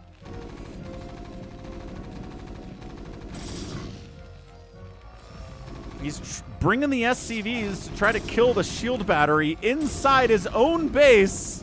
The shield battery is healing, folks. It's doing what it's supposed to do, and nobody ever uses it that way. This is craziness. This Zealot is hacking away. He's got 0 kills somehow because the micro of Ample is so good. He finally takes down a Marine. The shield battery is out of energy. I really feel like if the shield battery just maybe had a little more starting energy, we'd see shield batteries a lot more in StarCraft, but as it stands, it runs out very quickly. But Zealots are inside the mineral line. One pylon dies. Shield battery still powered. Thank you very much. It's so chaotic in here. I think Ample might have held this. Shield battery has all of 11 energy. 11.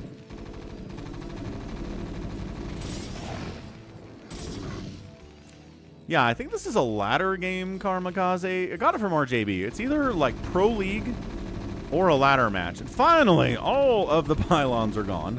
The shield battery did a bunch of healing while it could, but then ran out of energy really quickly. Zealots continuing to be here and super annoying. A factory's on the way from Ample. I really feel like Ample's okay here. He's got Marines. He's got a hidey hole to pull back into. He's continuing to pump Marines while getting into factory. One Vulture shows up and it's over. That's why there are Dragoons on the way next. That's the follow-up. Right? There's the gas. There's the Cyber Core. There's the range upgrade getting started here too. How's it going, Rise? Happy Thursday. And Tipo says, Hero and Soma. Yeah, I hope we get a high-tech game in there somewhere in Tobo and Lita. Yeah, the two darlings, the two unexpected advances fighting each other in the round of 8 is an interesting way that worked out. So SCVs and Marines are ready to come down and shut down this gateway forever. Can we do it? The answer is there's a lot of good micro here from Stork, but Ample's got enough Marines, and you just got to fall back. And if you fall back enough, your gateway dies. Yeah, he knows. He knows. He's losing the gate here. The Vulture's out. Now the Zealots don't want to engage with this at all. Look at that SCV wall. That's gorgeous. That's really nice. Another Dragoon pops out of the gate before it dies. Vulture means Zealots die. Once the Zealots are dead, the Marines are much better. Machine shop coming in. Do we think this is siege mode? Hey, I shall return might be back. Nice.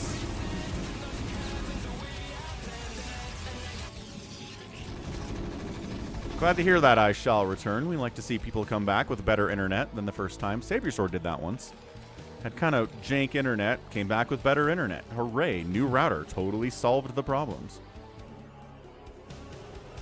So where are we at? 35 to 33 supply in favor of Stork. It's a better worker count from Stork 2. Second base warping in, but second CC on the way from Ample here too.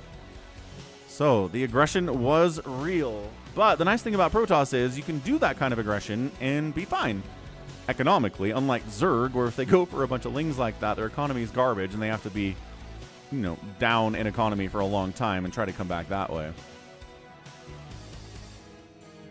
Okay, here we go. Got a siege tank. Spider Mine upgrade finished? Question mark. It did. Yes, he didn't cancel it. Wonderful. So we've got Dragoons with range. 4 of them versus Spider Mines versus no detection at all. He's getting a robo. He's really far away. Yep, Ample's here. Siege tank. Spider Mines getting laid. Not deep enough into the base that it's that much of a problem, but siege tank shots are big here, even without the sieged up. And you can fall back, right? Because if you try to engage... Nice snipe on that Spider Mine. If you try to jump on the tank, the Spider Mine connects on your dudes, but only 1 tank remains. Isn't that big of a deal? And, oh, lost one. Take Spider Mine. No, gets a hit. Takes some HP. Very injured Dragoons now. Oh, another one dies. Did that Vulture kill it? No, Vulture died to Spider Mine there too. There's no army left for Stork. He just made another Dragoon to replenish his army from 0 to 1. I love this tank being like, well, I've got 17 hit points, but also I got a bunch of kills. Bringing Marine down, trying to bring an SCV down to repair it, I think, too. But 2 base to 2 base is death for the Protoss. He's not getting a 3rd base anytime soon. Yeah, repairing the tank on the front lines. When's the last time you saw that, StarCraft fans? Engineering bay on the way. It is Observatory. Observer is out. Spider Mines are now less of a problem, but siege mode is done. If it's not one thing, it's another. He was worried about Spider Mines. Now he's worried about siege tanks. And the probes come in to fight, and the Marines are covering as well as they can. And they distract. Tanks need to fire on the Dragoons. He's going to kill one of the tanks. Yes, he kills one of the tanks. The other one getting surrounded by probes. Trying 6 kills on that tank. They do take it out. That's huge. Both tanks die. Probes are dying in the meantime. They're aware of that. It's not a big deal. More Dragoons popping out to fight. Spider Mine gets connection. No connection at all. This is a crazy, crazy scraptastic game. No way did Stork hold there. He did, but he's down 37 to 33 workers.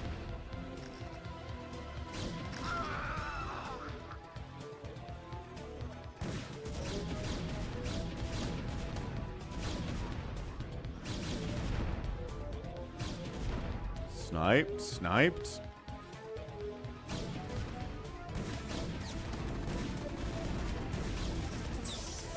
We got siege tanks, and by that I mean there's a siege tank here, but I think we're okay. Okay, holds it. Buying time. Observer in. Sees how many factories there are. It's only 2. There's a turret up in case there's a Reaver, but there's Reaver tech on the way. First Reaver in production here. Third base? No. Still 2 bases.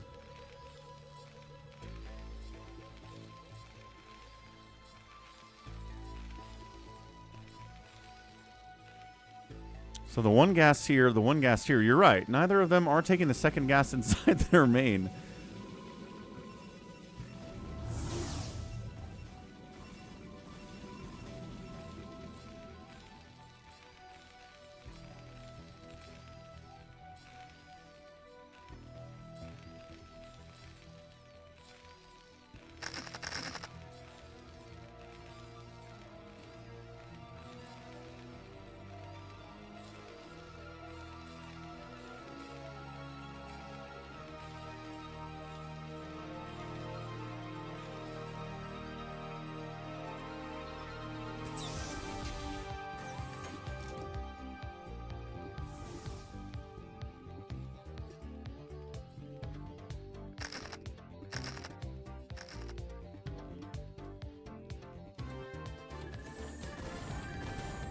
Trying to get a third base down here. Stork trying to make up for the fact that he's in trouble economically. Trying to sneak up into the base here too, but no, missile turret's ready to shut that down as well.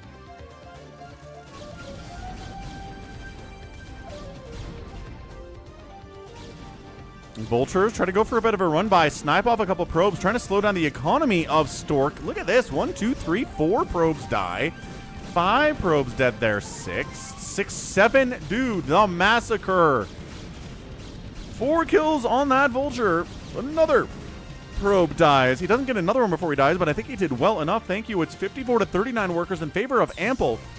This is the craziest PvT I've seen on the stream in a while. Wow. Litmus, again, gives us good games. Like Blitz Y. I love Blitz Y for the exact same reason. No! Stork just taps out. Ah, it's a weird GG timing. But I think he recognizes what's happening here, right? He's down in economy like crazy. The tank count is too heavy for him to handle. His Reaver capabilities, can't rely on them. Can't get in here, actually, to do anything with the Reaver. He didn't lose it, did he? Did he? Wait, did he lose it? Hold up, let's rewind real quick. I want to see. Did we miss something? I don't think so. These Vulture, I think the Vulture just crushing his economy was what he was so worried about. But maybe this guy flies into a bunch of turrets and gets wiped out or something.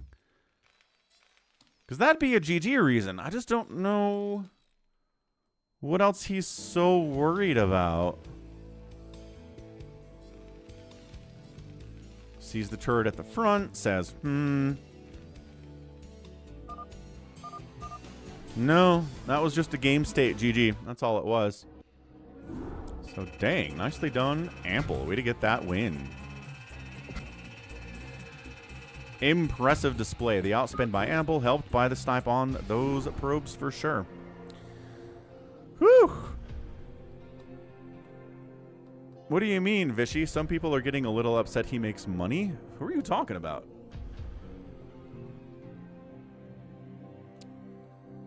Anyway, weird timing for a GG, but we will take it nevertheless. All right, let's head over to US West BattleNet. See who we've got for live games on a Thursday. Usually we don't have too many people, but I mean, the Europeans, it's, like 9 p.m. Not a bad time to be playing StarCraft, but I don't know where they are for this. This is kind of a time for them as opposed to the Americans who are all at work on a Thursday at 1 p.m., All right, Ample Stork.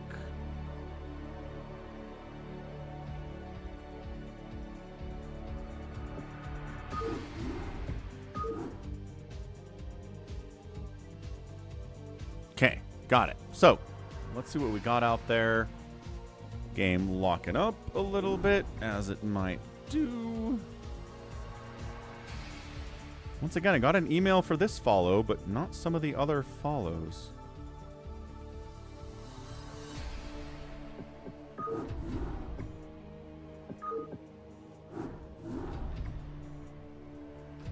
Okay, save your sword, big wans here. Gonna step away for just a couple minutes. I'll be right back. Tap that like button if you haven't. Join on in.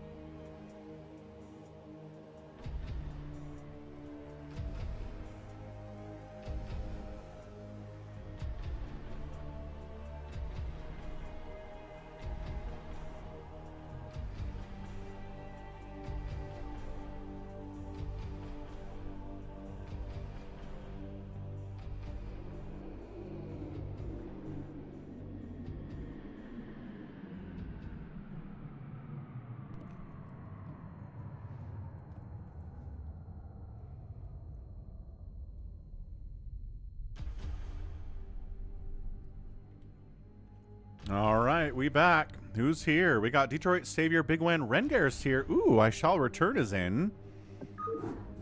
Let's see if we can fill a bacon here. Savior Sword's ready for that. I think Big Wan wants to play too. Let's take a look.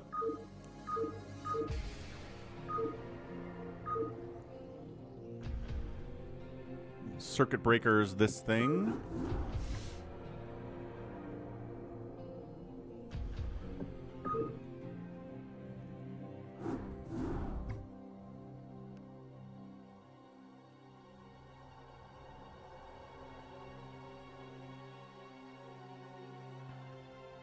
Ah, Jericho hopped in. Okay.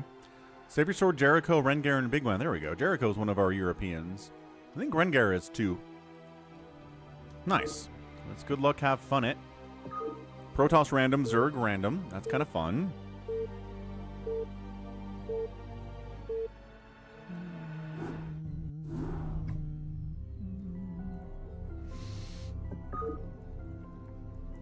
Steal the bacon. The bacon is existing to be stolen. All right, top left of Steal the Bacon, it's Savior Sword. Top right, Jericho. Bottom right, Rengar. And bottom left, it is Big Wan. So we'll get a prediction up here. Savior Sword, probably a favorite to win. But also, Big Wan's very good. Rengar's really good. Jericho's good too. So, I mean, it's a good across the board. Good across the board group. Center flag will spawn at 6 minutes. In 6 minutes, rather. Not at 6 minutes. The counter is going down, not up, and it's already past 6.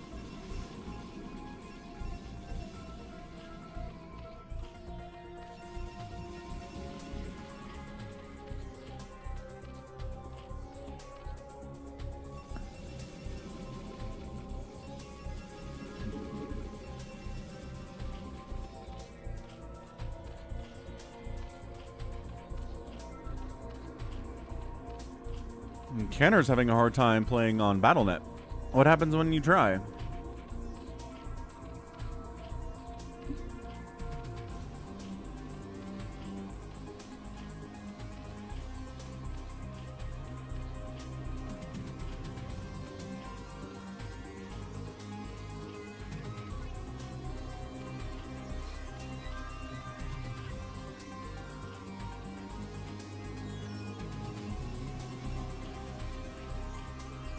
So Jericho hatch first makes a lot of sense out here. I mean, going for early captures while having economy is kind of the secret. To Bacon, it's what Savior Sword does, right? He'll go Nexus first, but then he'll also make sure that he's got a gate and will be at least there to pick up the flag, the first one when it spawns.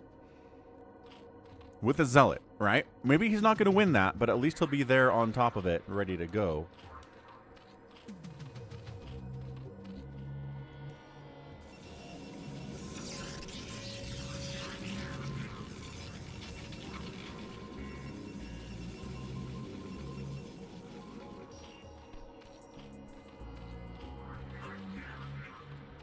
Okay, so both the Zergs going for hatch into pool.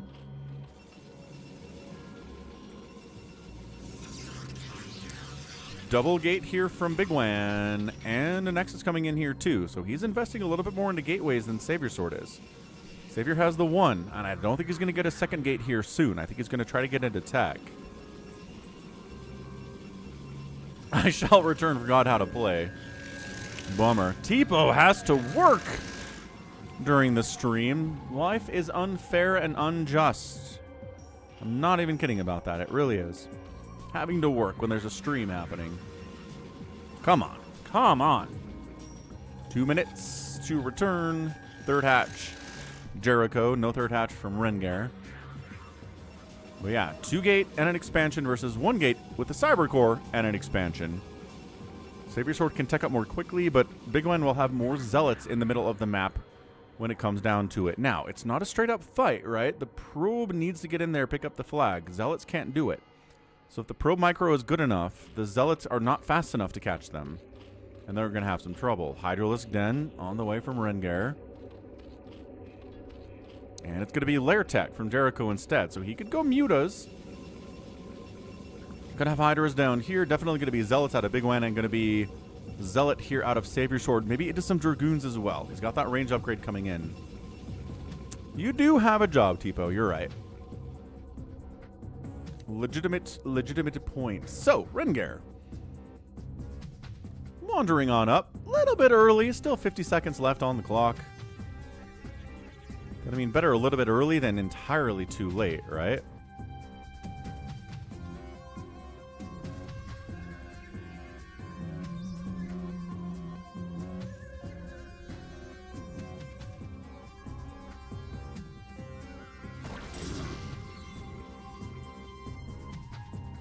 Two Zealots versus 4 Zealots, but guess where the 4 Zealots aren't? In the middle! I don't know why Big Man's just letting this happen. He could be up there, but he decides not to. So Savior Sword, like I said, gets a Nexus first, but also gets the first capture. It's how he likes to open this, and it's a very strong opening. He's got better tech than Big Wan does, who doesn't have a Cyber Core yet. Went for the 3rd base instead. So 1 capture is not that big a deal, right? If you can show up and shut down the 2nd or 3rd capture, it'll be fine. Rengar's got a couple Hydras out. He's got 3 Hydras. Not going to do a lot against 2 Zealots and a Dragoon, and Savior Sword's ready to get the other cap too. So this is just Savior Sword kind of running away with it here, unless Big Wan wants to try to do something about it. He doesn't have a Cyber Core yet, I keep pointing out. And Savior Sword is just bucket brigading this thing. He's got a little gap in his wall on purpose. Maybe.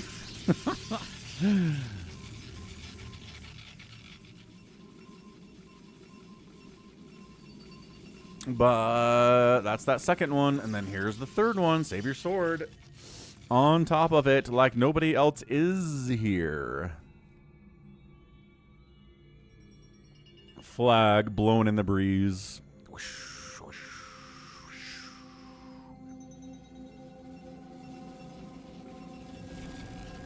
Finally, Big Wan comes in and says, how about you not just control the center from the minute the first flag spawns? Throw down with the best of them. Hey! Jared donated $30. I have done literally nothing for hours. I need verbal motivation.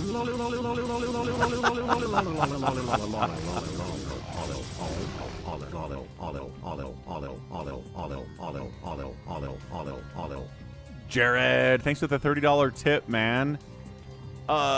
Ooh, there we go. Pick up from Big Wan. Excellent. Yeah, he got in there. He fought. He's not going to let Savior Sword get all the caps immediately.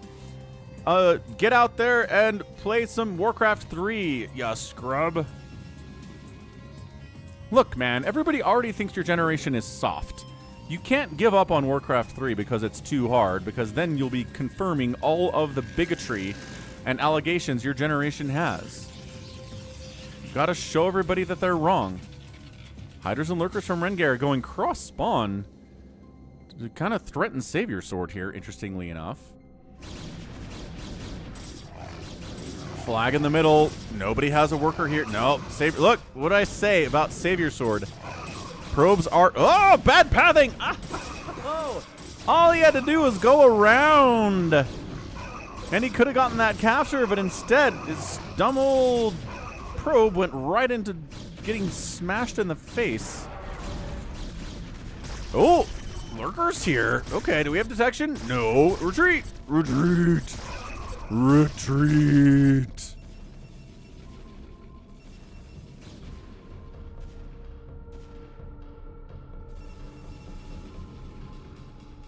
Well, again, nobody has the flag. Minute and 34 left on the timer before it goes back to the middle, which is not too far away. All right, sounds good, Jared. Motivation it is. No, Big Wan tries to get in there, hilariously. Definitely not. Definitely not okay. 1 minute is enough time to get back. Unless Jericho snipes your drone with the Mutalisks he's been working on the whole time. I mean, those 2 Hydras should be dead. That's enough Mutas to take care of them, but all right. We're going to fall back. 4th base from Rengar up the right side here. Big Wan's on 3 bases. Savior Sword's on 2 bases. Does he have detection yet? No. Is he working on detection? He is. Probably.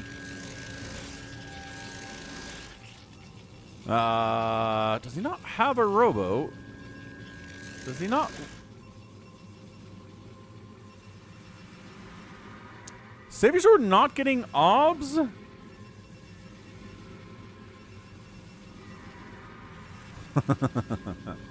I'll have to check that. There's the robo. Okay, yes, he's working on it, but he's so far away from detection. So flag goes back to the middle. Timer ran down. And now Rengar should just be able to kind of give it a try. At least.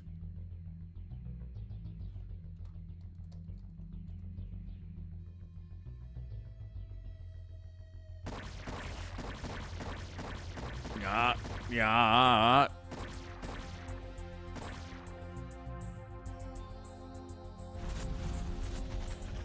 Oh, he's doing drops. Okay, good stuff.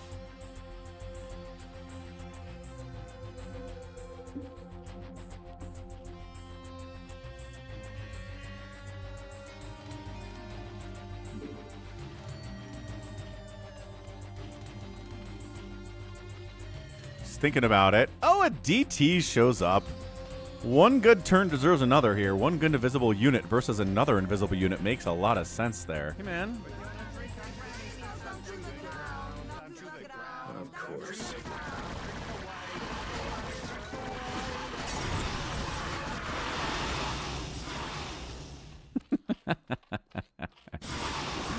Mutos fighting against Hydras do fairly well here, especially with a micro, but that was not necessary there. The Muta count was just too heavy. No, but we don't have detection for lurkers. Bring that Overlord down like 2 inches. There you go. You got speed on that Overlord.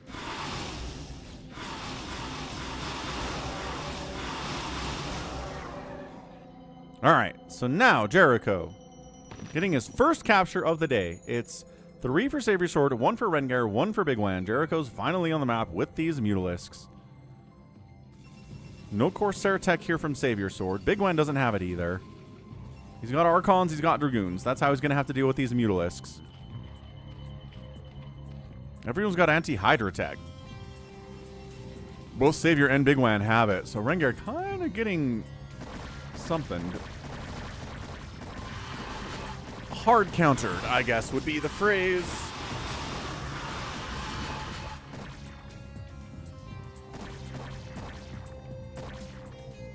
Is he holding it? Nope, he captured it.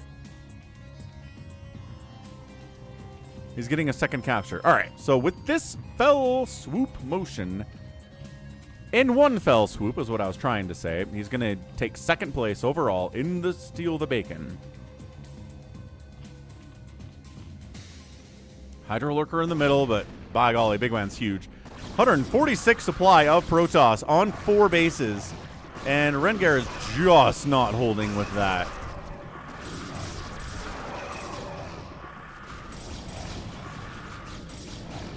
Yeah, no. Savior Sword comes over and says, all right, what if I can handle you? I don't think you can either, actually. Big Wan capturing all the chaos. Psystorm getting tossed back and forth in this PvP, as it usually is. More, dude, just the more Psystorms here, sir. So many more Psystorms. Good grief and grief.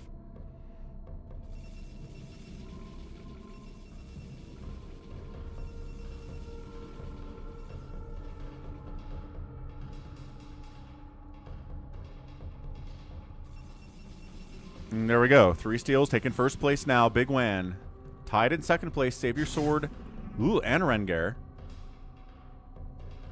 Flags in the middle. Oh, Savior Sword sniped the probe that was supposed to come up here and pick it up. That's awesome.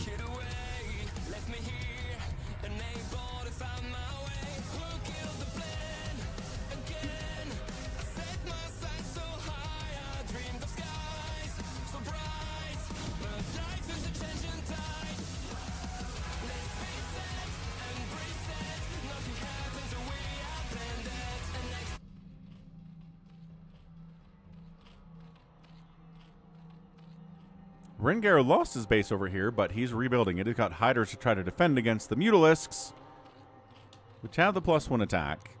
Flag in the middle. Big one has to send a new probe up to pick it up because the last one died. Picks it up successfully on his way back to get 4. So, looking pretty good, I think, for Big Wan. Savior Sword did get a 3rd base down here. But yeah, Archon Zealot versus just Zealot. Nope, definitely not happening. Trying to send an Obs in here to see what's going on too. Obs dies immediately. Big Wan, capturing or holding? Psystorm. Oh, Savior Sword! What? Did he snipe the probe and steal it? All right. Things were looking bad for the sword just a second ago, but it seems like he's figured something out. Managed to pull... Oh, I bet this DT did it. I bet this DT sniped the probe on the way back and had another probe there to pick it up. And Savior Sword gets it. Wander resubbing with Prime. Let's go. For 18 months. Savior, you stole that flag. I think, yeah, he's a thief is what he is.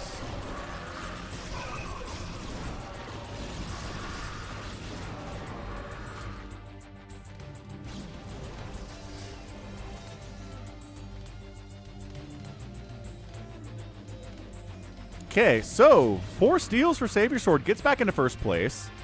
Big Wan tries to get in here and pick it up. He needs to take a weird angle home, and he does. Jukin, DT out here, not paying attention. Oh, he does. He sees it. No, the Zealot blocks access just for a second there. Wow, what a screen by that Zealot. Yeah, that DT saw what was happening. So Big Wan's got control of the center with 180 supply of Protoss. Guy's getting blocked by now his own Zealots, which is generally a problem. What's up, Vincent? And blah. Okay, tied for first place with Savior Sword. Has a bigger army. He's got 2 and 2 upgrades versus Savior Sword's 2 and 2 upgrades. So upgrades are not going to help Savior Sword here. He's just outnumbered immensely here.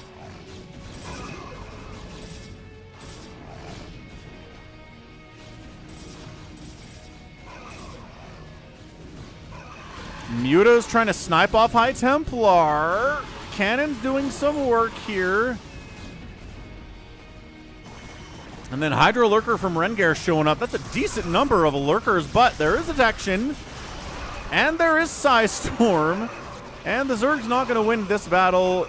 Not even close. Meanwhile, Big Wan, while in the midst of all of this chaos, gets another capture. He's going to get 6. He's going to be 1 away from being victorious, although, once again, Big Wan is aware of what's happening and is going to try to shut this thing down. He's going to get blocked, and he does get sniped because his own dies blocked him from getting... Look at this flag preventing people from getting across the bridge. But Big Wan on top of it, man. Not worried about it.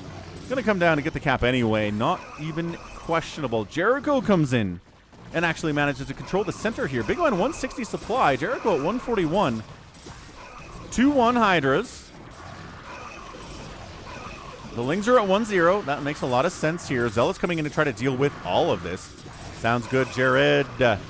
Psystorming up again.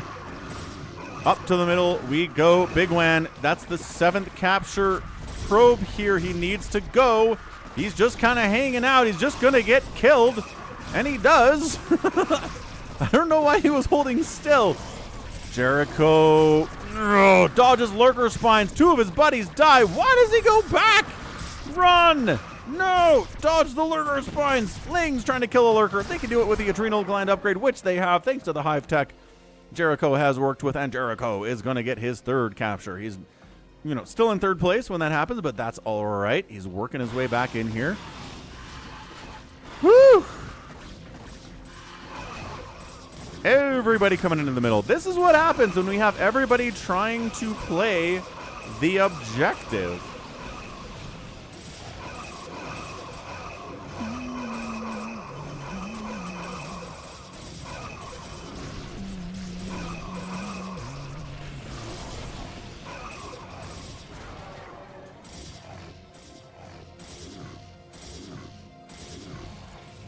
Big Wan, 150 supply.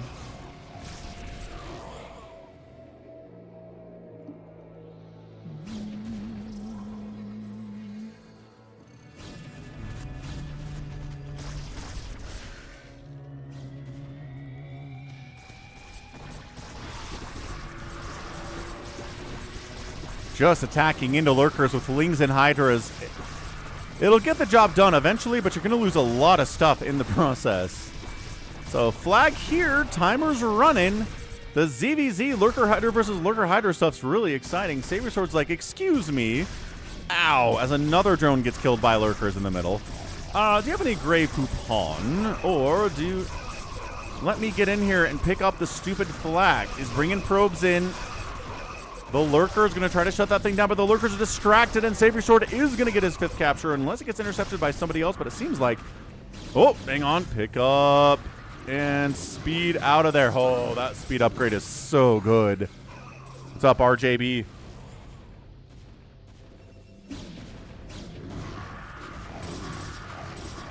There's not a purple playing RJB. Sigh, Storm, the answer to all of life's problems.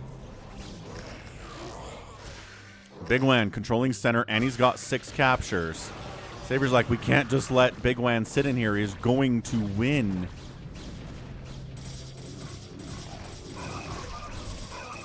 Oh, you mean up here? Yeah, that's Big Wan. Purple's always bottom left on Steal the Bacon. Hey, what's up, PJ? Saber Sword's holding on to the flag, but he's got to pick it up. He's got to return it in 5 seconds. 3, 2, 1. No, oh, he got it. Last second. 5 captures. Flags in the middle. Big Wan controls middle. Saber Sword's trying to shut that thing down. Rengar not really here. I don't know if Jericho's just trying to kill Savior Sword for some reason. Yeah, I don't know why he's doing this, but alright. Maybe he doesn't know who purple is. Maybe the colors are confusing him, too. Big Wan doesn't have a probe in the middle of the map for some... Oh, he does. He's bringing them now. Finally, Jericho comes in and says, kill it, kill the middle. Probe is running, though. This is the 7th capture. Sniping it. Good snipe. Another pickup. And why are you running into the Ultralisks? The pathing is so bad. Picking it up in the front of the Ultras. Not even worried about it. Running down. I think the Dragoon is blocking his own pathing too. He's being betrayed by his own. Another probe comes in to try to pick it up. But no, the drone. The drone gets picked up by the Overlord. And is try to get out of here. The Hydras are chasing it. Can they kill the Overlord? Yes, they absolutely can. And the flag goes back. Wait, to the middle. Wait, where? Oh, it's back here? Wait, what? Hold on a second. I thought it was in the Overlord. How is it down here? Did he? I don't. What happened?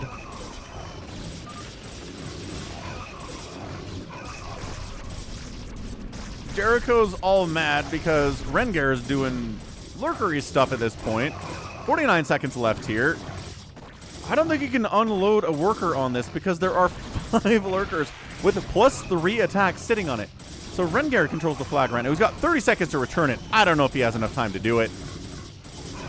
Okay, Overlord fast. Overlord can fly. Overlord can bypass certain things.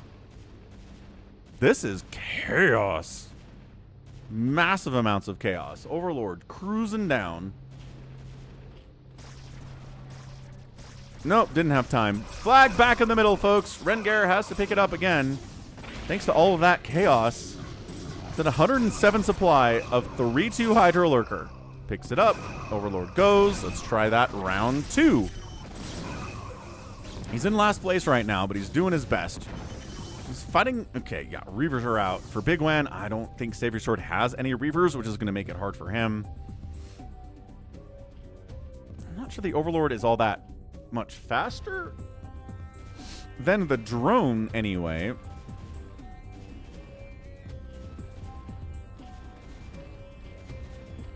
But it doesn't have to go up the stairs. It doesn't have to get bumped up on things. It doesn't get caught up on its own units, and there's the capture. flag in the middle. Rengar technically holds it, but Big Wen is coming for it now. He's got Zealots with 3-2-3, but there's too many lurkers here for probes to get in there, man. Storm it. Storm a thing. Oh, the High Templar did not storm a thing. The Hydras with upgrades are just dealing with the Reavers.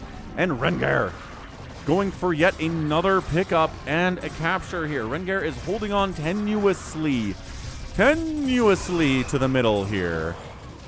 Here comes Jericho. Jericho's big. He's trying to deal with Rengar, I guess, at the same time trying to control the middle while he's at it. Sure, why not? That's reasonable. Savior Sword is broke as a rope. Everybody else has decent mineral counts. Jericho's got a decent everything bank and only 127 supply. Macro is hard in StarCraft. Y'all. Captured? Not captured yet. Sure, capture it.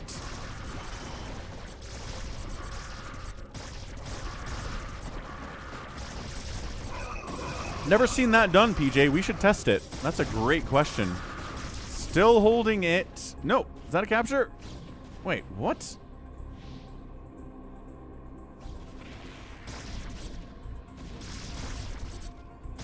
I think he's still holding it. Jericho comes into the Dark Storm, but the lurkers are a problem.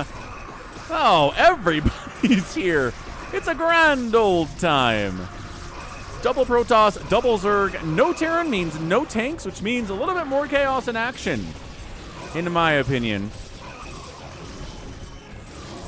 I think Rengar's holding on to it, man.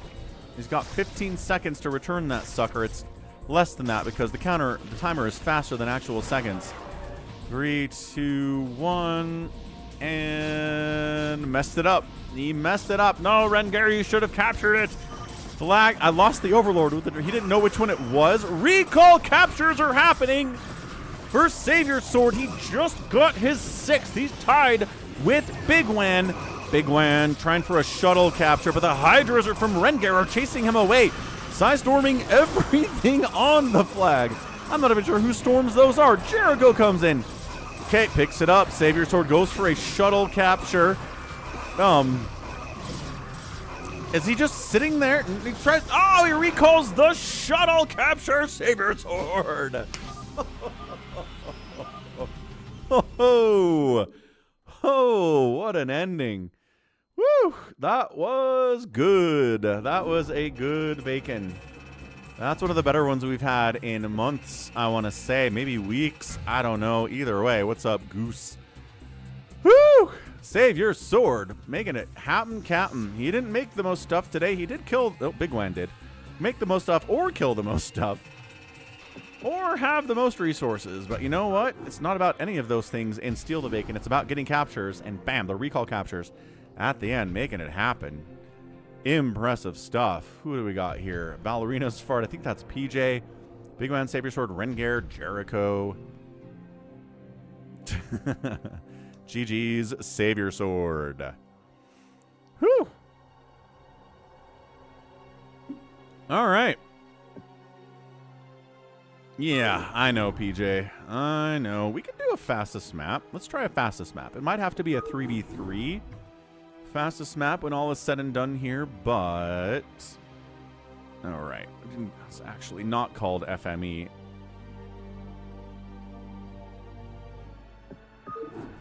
There we go.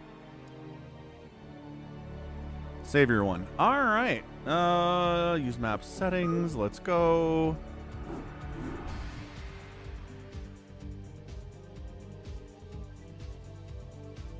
Let's see who wants to hop on in here, shall we? Uma! RJB and PJ are on the same team. Not allowed. Big Wen, Rengar, Savior Sword here as well. Jericho doesn't really like the fastest map, as far as I can tell. Ansem would like a big game Hunters. Could be interesting. Let's see what we get here. Oh, excuse me.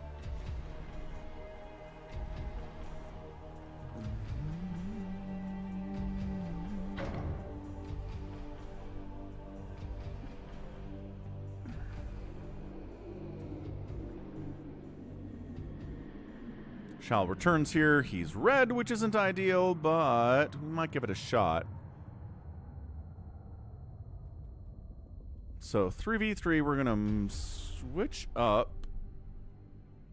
RJB and PJ.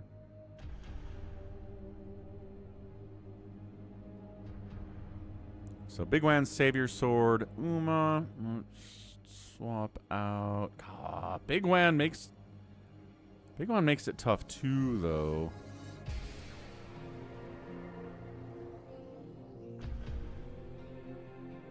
Big Wen, I shall return RJB, Rengar, PJ, and Savior Sword. I think this is about as good as we can do. If a worker in a transport gets mind controlled, the flag goes to the new player as well. Okay.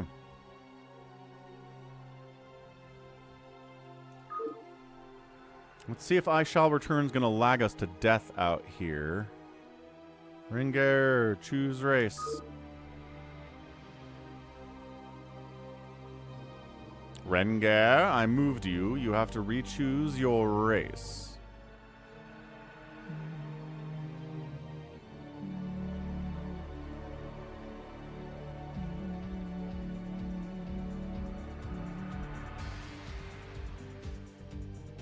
There he is. Okay. You got moved. All right, let's see if I shall return is lagging as hard as humanly possible here. We'll give it a try. Thinking. I saw that too, Ansem. I think it makes a lot of sense.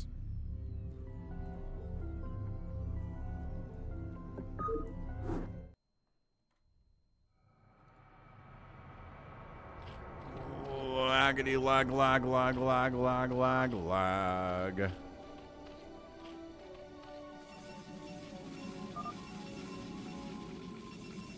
Is it doable? It's pretty doable. I don't see anybody wildly complaining about it. What's up, Darwood? I think we're okay. All right, so team right side here is going to simply be Big Wan playing Zerg. I shall return Protoss, and then RJB Protoss 2. Bottom left is PJ, Magenta Terran, a White Terran Rengar, and then a Protoss Savior Sword. So I think we're okay.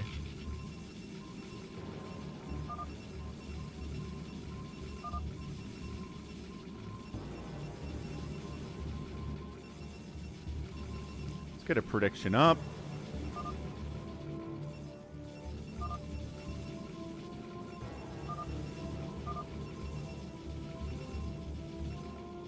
I shall return says I'm in Thailand, which makes it hard to play on the US West.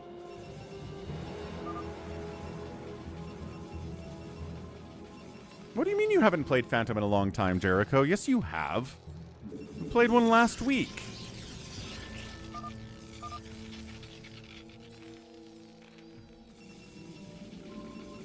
It was okay for a minute, but now it's worse.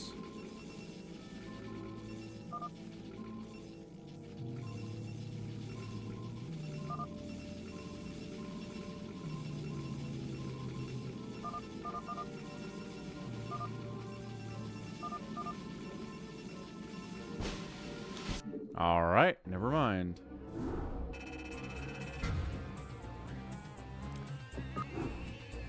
I guess we can try a 2v3, or maybe somebody will show up and give us 6 total players, which would be pretty nice.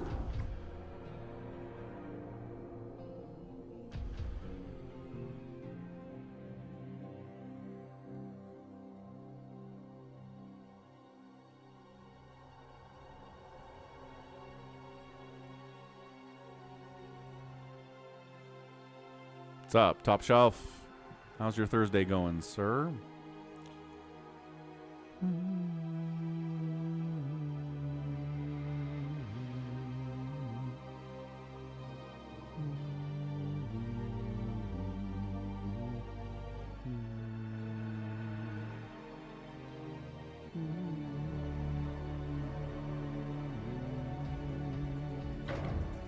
Ah. Yay, Chat Goose.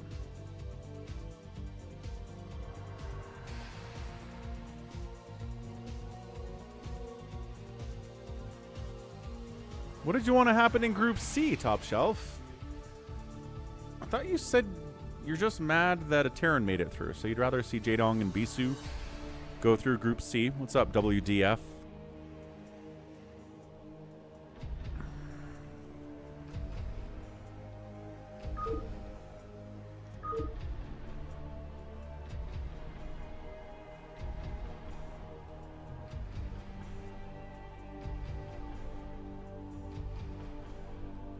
You just wanted Flash out. Ah, I see.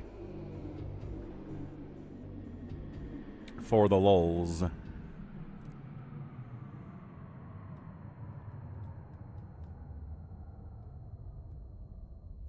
right, we'll give it a shot. We'll see how Savior Sword and Big Wan feel about this. Rengar is pretty good too.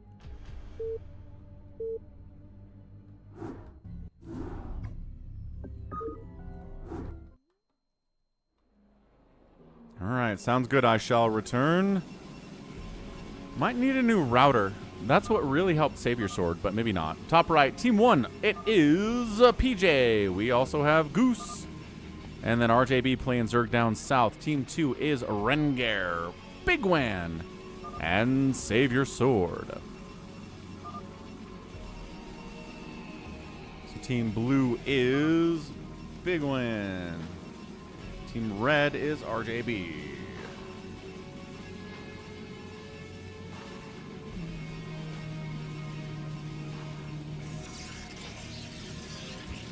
Dang, past the kidney stone. That sucks. New job is good.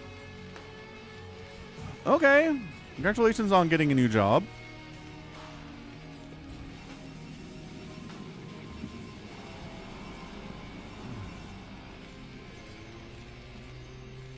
RJB scouts who's next door to him, and it is in fact Rengar. Let's see if Rengar can hold against early aggression from RJB, because that's probably what we're going to see here.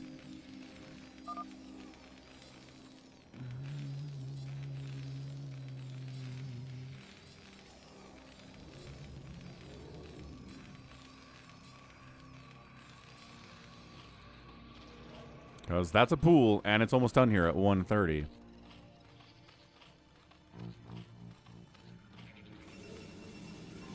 We've had people play with us from Taiwan. I shall return. I don't think you being in Thailand geographically should be a problem. Maybe internet infrastructure is a problem, but geographically it shouldn't be an issue. 4Phoenix used to play with us from Taiwan all the time.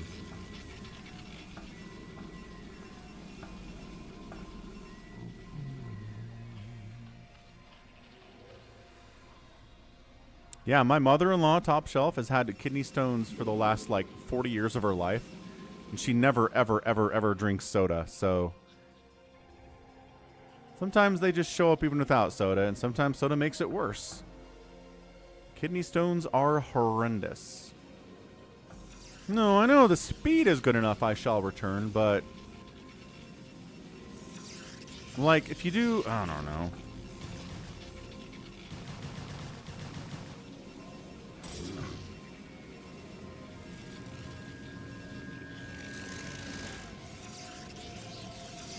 Like, if you try a trace route battle.net, like, try that in a command prompt and see. There are going to be some steps it has to take. And if one of those steps is really slow, then it could indicate what the problem is there, too. Yeah, RJB trying to wipe out this cannon from Big Wan. Can't quite get it, though. Nice job, Big Wan. Hold it down, man. Hold down that fort.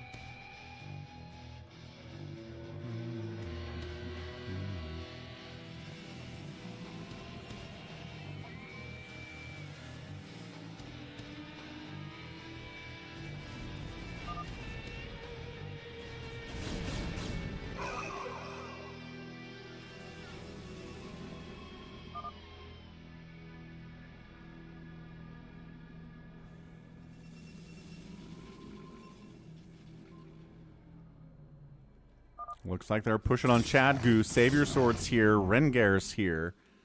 And then Big Wan kind of poking up to see what PJ is all about. Yeah, fight with the cannons, dude. I'm not sure if it's going to be enough to save you, but...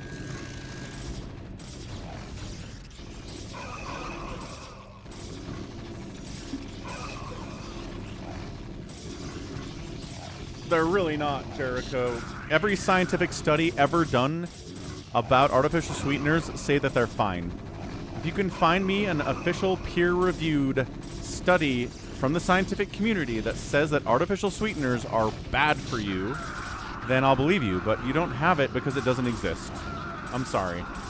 That's a lie. I don't know who's telling you that, but they're lying to you, Jericho. Is Chad Goose holding? He's getting enough cannons to stay alive. That's not too bad. PJ is cannoning in RJB. Wait, what? Yeah, defending RJB because they're teammates. That makes a lot of sense. And that's a hold. So that's a hold there. That's a hold there as well.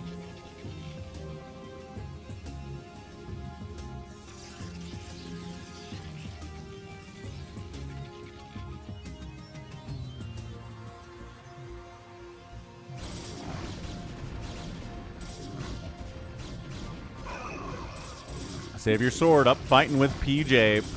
Cannons are putting in the work there. Zealots bodying and blocking as well.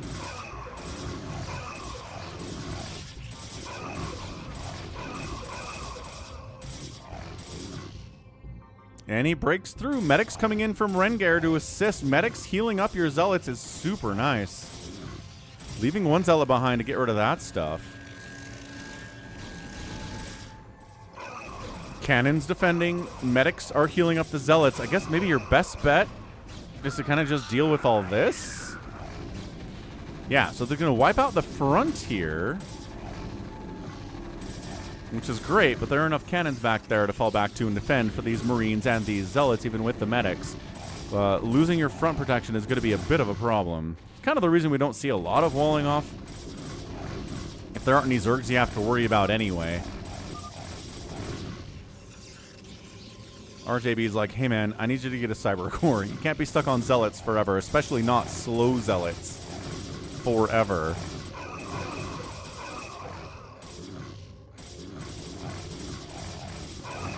No, but I mean, the argument... So the whole aspartame thing is like, okay, so scientific study after scientific study after scientific study has shown it's fine. It's not like... There's no health benefit for humans, but it doesn't hurt them either. And then people are like, nope, that's wrong. It's like, based on what? Like, based on what evidence? What data do you have that says it's wrong?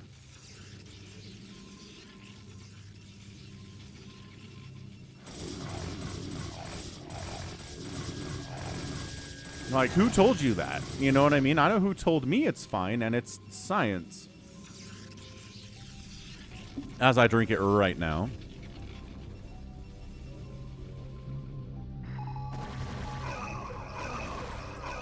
Alright, RJB's got 1,000 Hydras out, but enough Zealots to chase him back into his hidey hole, back to the cannons that are defending him from PJ. Yeah, trying to poke up here, not really going particularly well against PJ. He's defending DT here too. Alright, this game's not over at 5 minutes, which is nice.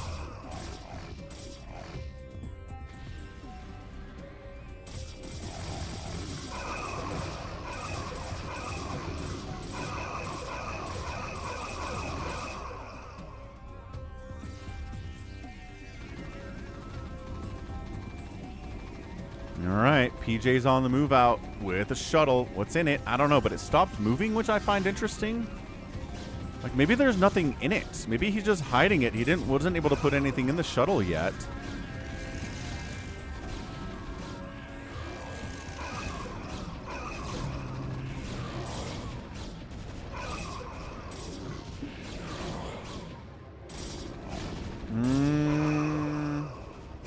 Well, Savior Sword's ready for it, but Savior Sword is listening to the stream, so of course he's ready for it. Yeah, shuttle dies. I'm not sure there was anything in that. Still trying to defend. Marines. Oh, forward cannons by Savior Sword are a lot of fun. Both Chad Goose and RJB coming up to defend PJ. And they should be able to clear this out.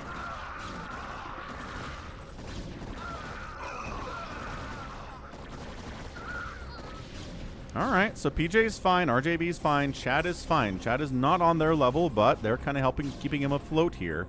And nobody's dead on Team Big Wan or Rengar or Savior Sword either.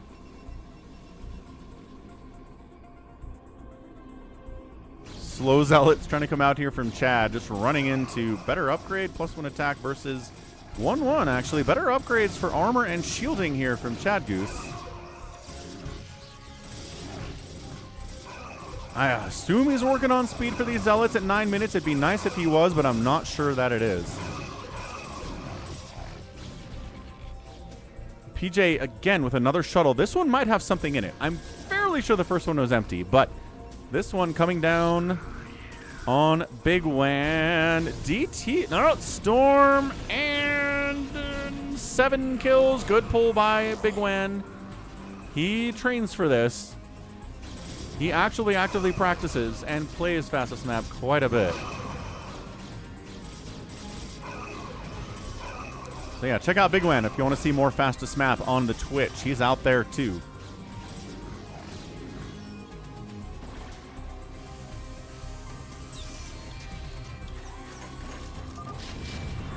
High ground siege tanks can be countered by the presence of Mutalisks, which RJB totally has over here.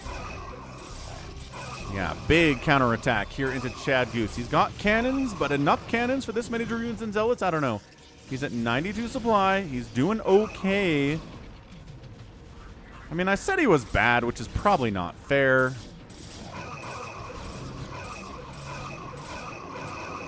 So he's not amazing. That's okay. He's holding his own here.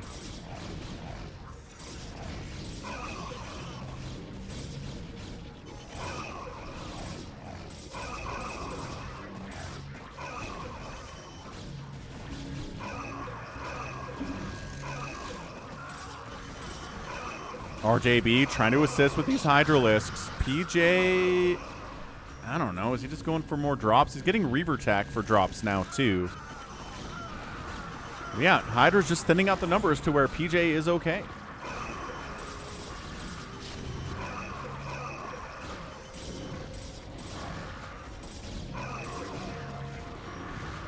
Oh, RJB's into Guardians at 11 minutes. Okay, never mind. Tekking hard. He's got Devourers to protect against the Valkyries. He's got Scourge to protect against the Valkyries. 2 Valkyries are dead. Rengar getting murdered by Guardians at 11 minutes was not on my bingo card. Suddenly these guys are here. Suddenly they have no upgrades, but we rushed into them, so that explains why that's not happening.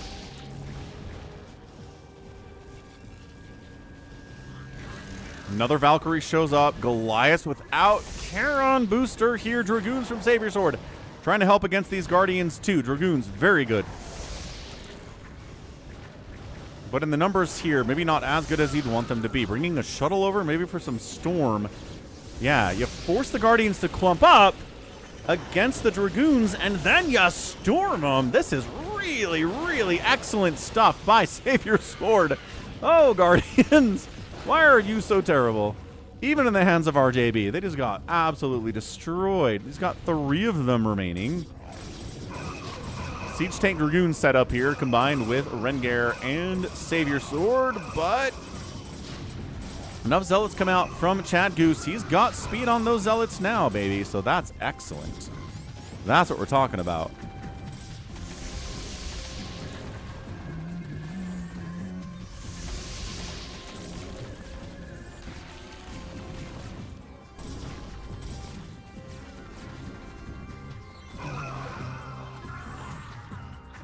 Yeah, I don't know if these Guardians, they were looking good until the Psystorm showed up.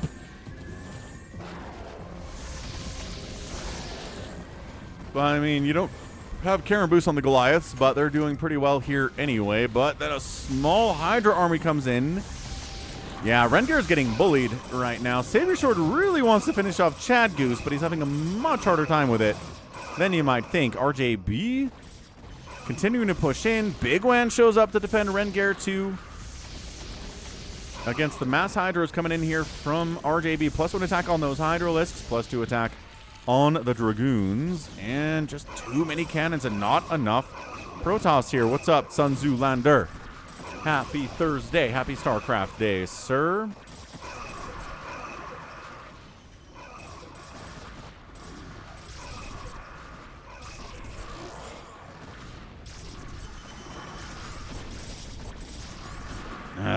Lurkers on him too. These Psy Storm available? Yes. Storming these lurkers is kind of a huge deal. Scanned and no, lurker spines. No.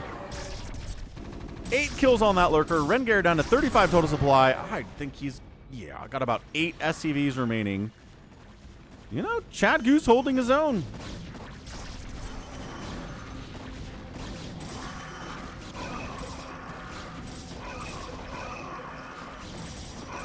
Was Rengar harassed early because he only has 3 factories at 10 minutes? Sort of, yes. Slowed him down quite a bit. Big Wan's coming out to fight. What are his upgrades at? He's the all-in. +2 attack. Savior Sword's at 111. Chad's at 222. I don't know if they can save Rengar, man. Maybe counterattacking might be a better maneuver here.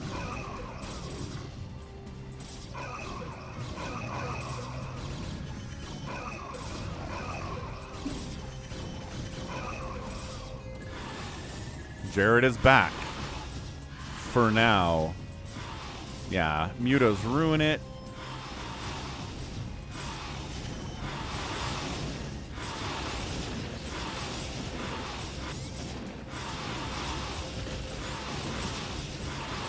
Trying to Psy Storm these Mutos. They can dodge, they can split out here as well.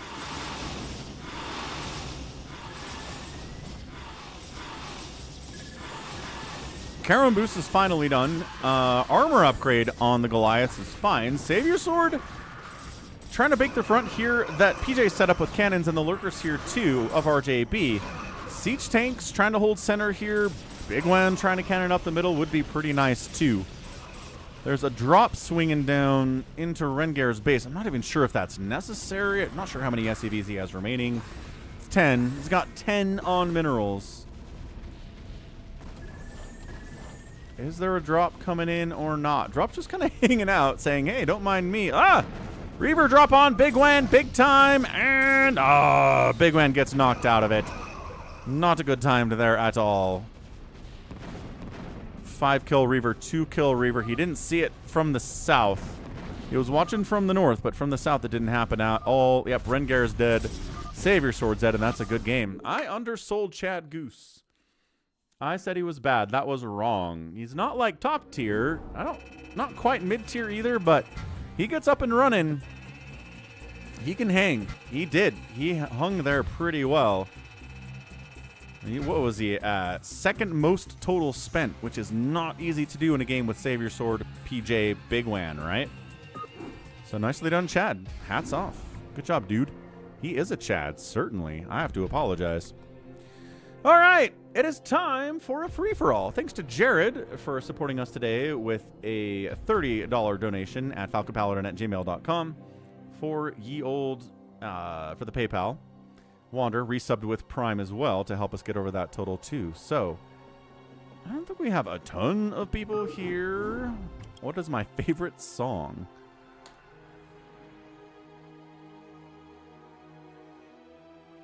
I don't know. I don't know if I have a favorite song. But let's go free-for-all. What map do we want today? So what the heck is in this folder? Falcon Paladin chat Twitch files. Why is this in here? What is YouTube Studio files? Why is this in my download too? I don't know. Anyway.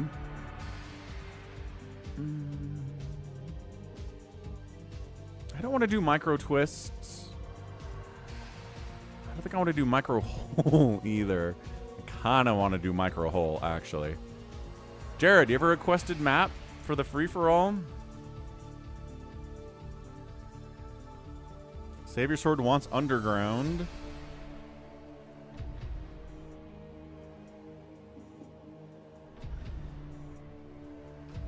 There There's a reaction. There's all the other reactions. There's Sector Foundry 8.1.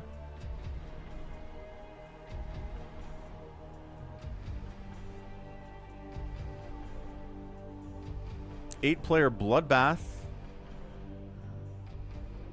We've got the Critters.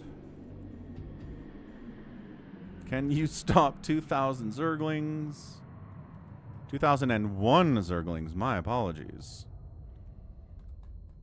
Oh, there's the Coke Zero map from Sif.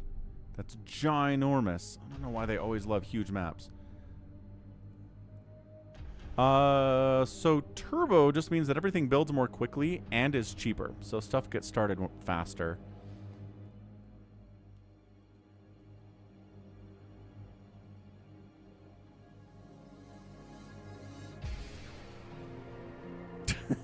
Sun Zoolander.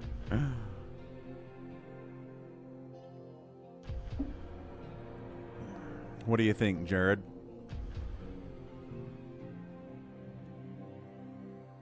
We could do Ultimate Turbo. It's fast.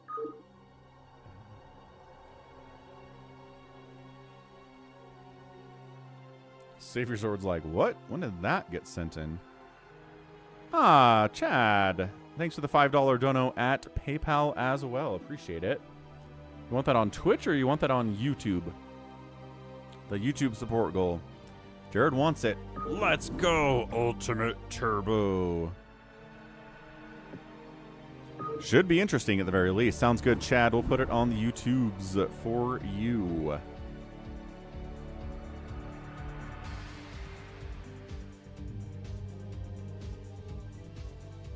All right, let's get people in here. Theoretically, people would get in here. I don't know. There we go.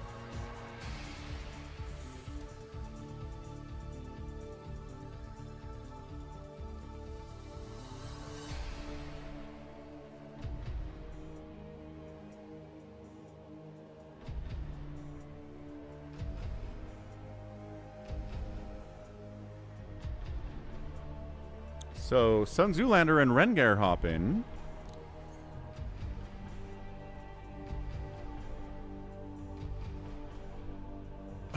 You didn't, Jared, but I'll refund your points.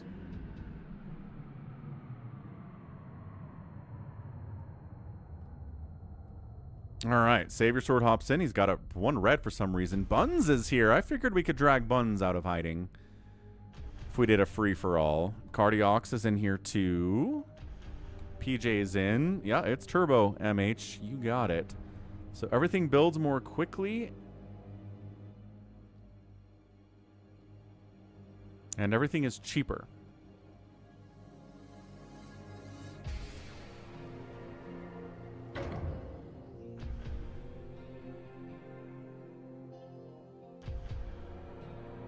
Cardiox bails.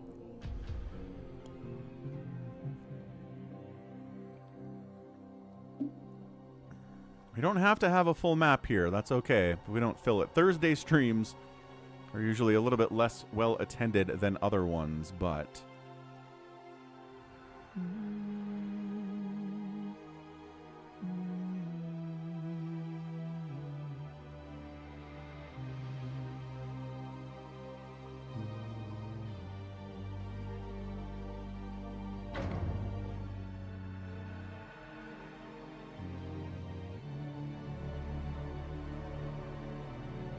Cardiox is back.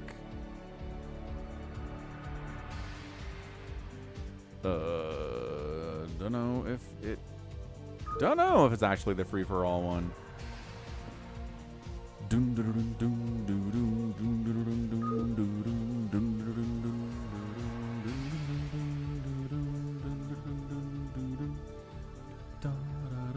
can still, how do you dare say it? Throw down with the best of them.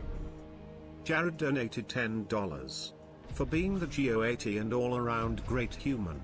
Thanks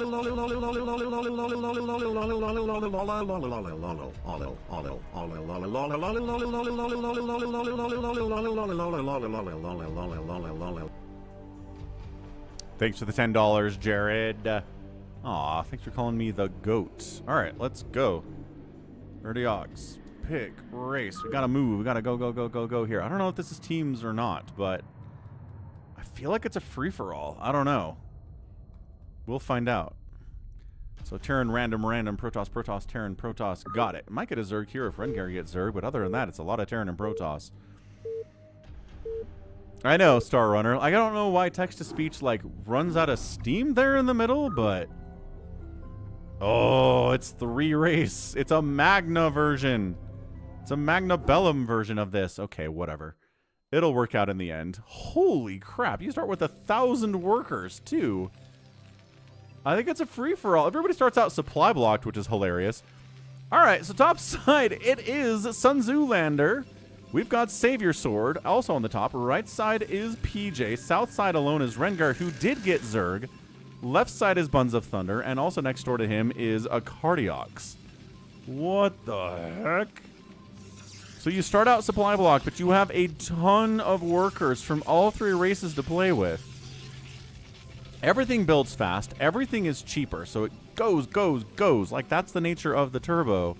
But I didn't realize this was a Magna Bellum version, but Savior Sword sent it in, so of course it was. Of course that's what it was. Alright, so you got a natural to play with. You can defend it with cannons immediately. Rengar is going pure Zerg here. Spawning pool, 2 hatch, floating a bunch of cash, which is true. Jared, it just means you start with all 3 workers. All 3 races workers. So you can double race, you can triple race at the beginning if you want to. Looks like Sun Tzu Lander's trying to go with Zerg Terran style play. Savior Sword's got a Protoss Terran style he's going for too. Rengar thought this was Big Game Hunters for some reason. It kind of is. I think it's basically Big Game Hunters, right? You've got a main, you got a natural, and then that leads out into the rest of the map. I don't think it's any different from normal BGH in that way. It's a bigger map than BGH, certainly. But I think the basic layout is the same thing.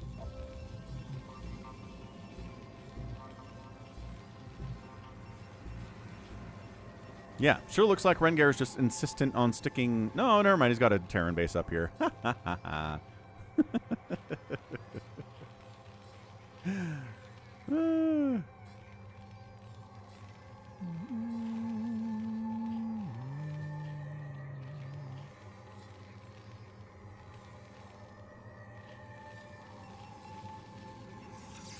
Nobody's really moving out yet. No, it's not infinite minerals and gas, MH. You actually can run out here. Look at these. That's 400 minerals left. But again, everything's cheaper. So you're not spending it as fast as you would on a regular map. What's Bun's plan? A lot of Dragoons to start out with, and then moving into Terran.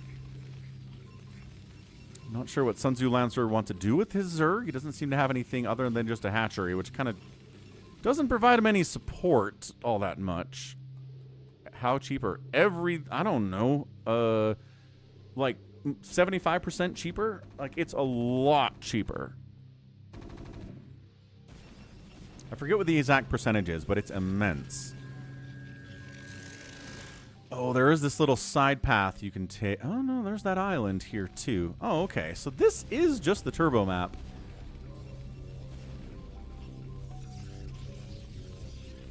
But just a free-for-all version. Okay.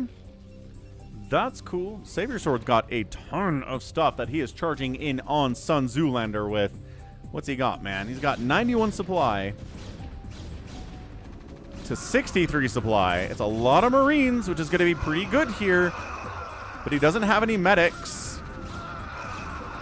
I don't know if he can break this. Again, everything builds so fast. The defender's advantage is kind of insane. Yeah, Marines coming out of these barracks, lickety split. Just producing so quickly. No Sunkens or anything to save him either. Yeah, Sun Tzu Lander's like, I might just get destroyed here. APM wins. Generally, yes.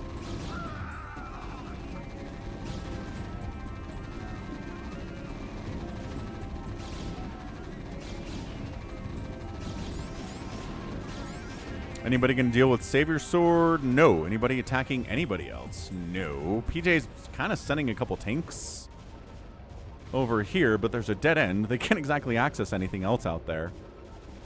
Who's got the most supply right now? Savior Sword does. PJ's lost at what's going on here, which is reasonable.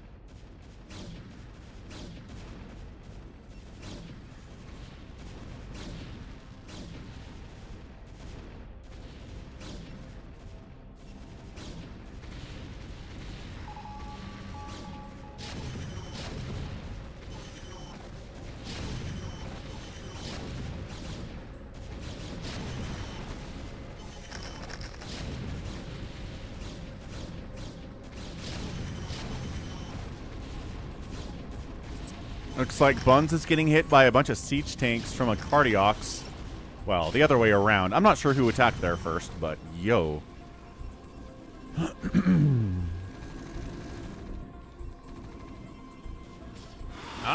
Mutalisk's kind of ruining PJ's Terran stuff over here. He's got enough cannons to protect his Protoss stuff, but his Terran stuff is in a lot of trouble. Cardiox building all of the tanks known to tank kind. He's kind of pushing up this way too to take this base, but that will run right into Savior Sword.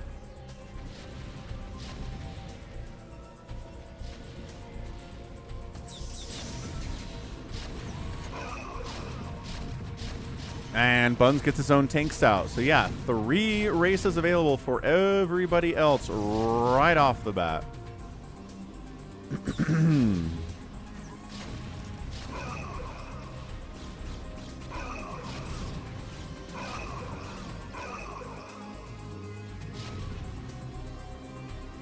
So now we got a TVT. Tank line versus tank line. Going to slow things down a lot that way. Savior Sword could move in on this base of PJ's and probably kill it pretty quickly. With the Muta Valkyrie siege tank play from Rengar is kind of fun. Terran stuff's not gone from PJ because he still has an SCV remaining. Trying to charge into this tank line. I don't know if that's a great idea. Yeah, Bun's trying to come in here seems really, really tough.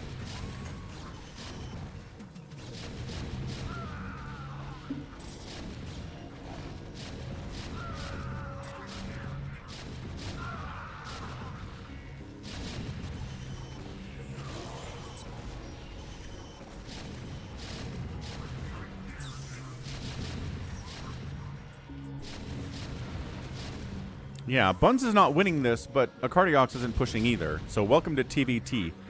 There's a reason Group D was Group D.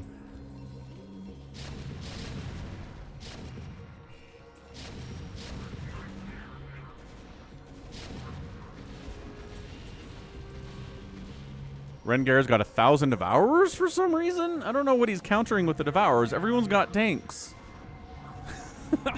Nobody's going carriers. I think he's assuming one of these Protoss players is going to go for carriers.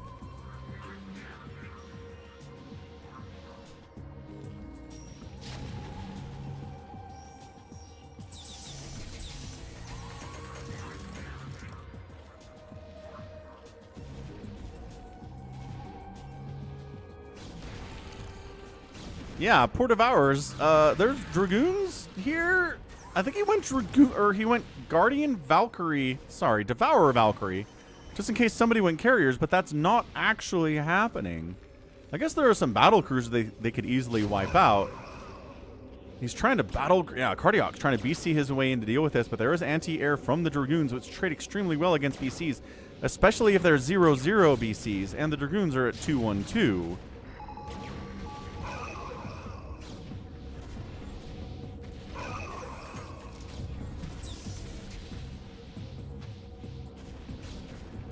I mean, could have just killed it. I guess Stasis is just going to let us get in there and deal with it entirely anyway. Savior Sword poking a little bit here on PJ while Rengar does too. Are we serious right now? Are we serious right now? Radiated, radiated. There's one. Ah, get mogged.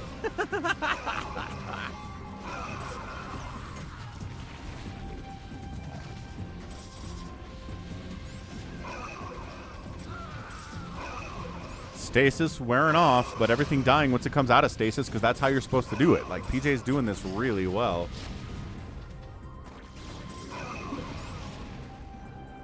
Yeah, I don't know how you made a hatch either, Sun Zoolander, but made a hatch you did. Cardiac, 64 total supply to Buns, 217. It looks like he's going to die. PJ might be dead here, too. Oh, we got some scouts. Remember that dude that was like, hey, can we see some games with scouts? We got some scouts. Rengar's got them. They're attacking factories. PJ's out of it. And then there were 4. I think a Cardiacs might be the next one to die here. I'm going to step away for just a second. I'll be right back. Yeah, he's out.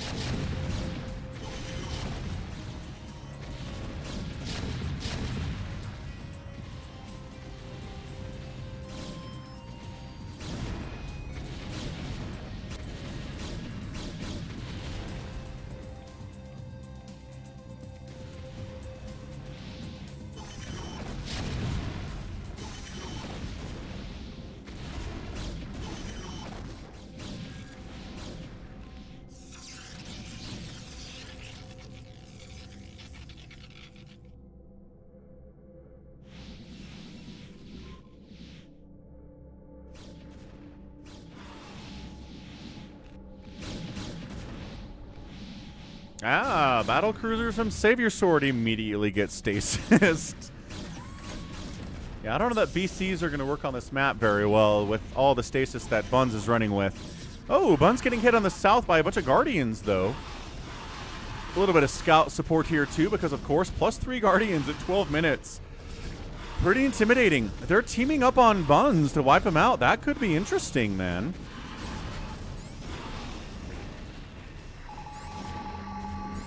Ah, there come the carriers from Rengar. He says, if nobody else is making carriers, I guess I could make carriers and see how they do.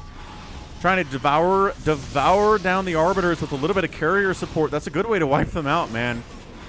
Devour plus anything that flies is good against anything that flies. Buns, 146 supply. Kind of running low on cash.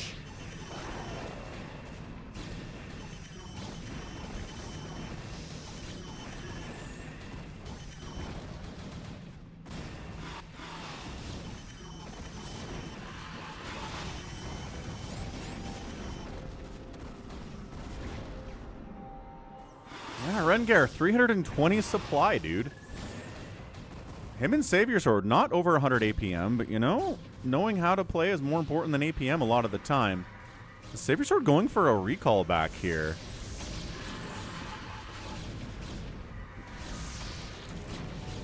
He does. He recalls in and recalls in more Arbiters for further recalls, which I think is what he's going for here, unless he gets stasis. He does. One stasis there. Recalls in battle cruisers, and then recalls in a bunch of siege tanks and more battle cruisers. That's fun. So, wow, just absolutely teaming up to take out Buns, because Buns is the favorite here. I guarantee Savior Sword and Rengar had a whispered conversation we couldn't see that talked about this. And yeah, Buns just gets overrun by just the sheer amount of 320, 250, so much supply. Bun calls a GG, and then all of a sudden, it's Savior Sword versus Rengar, just like that, drop of a hat. Savior Sword 260, Rengar 300. The chaos when it comes down to BC. What do we got? BC, Carrier, Siege Tank, Devourer, Scout in the mix here too? Sure. I don't even know, like, what are we targeting here? Ugh.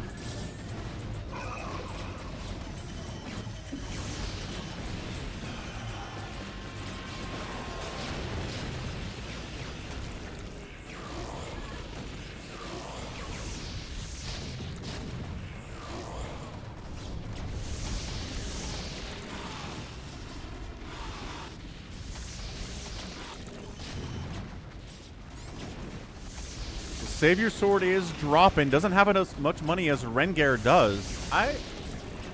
If you had asked me to pick somebody to win this thing when it started, I would not have said Rengar. Recalling in, going after some of the tech here of Rengar at the same time.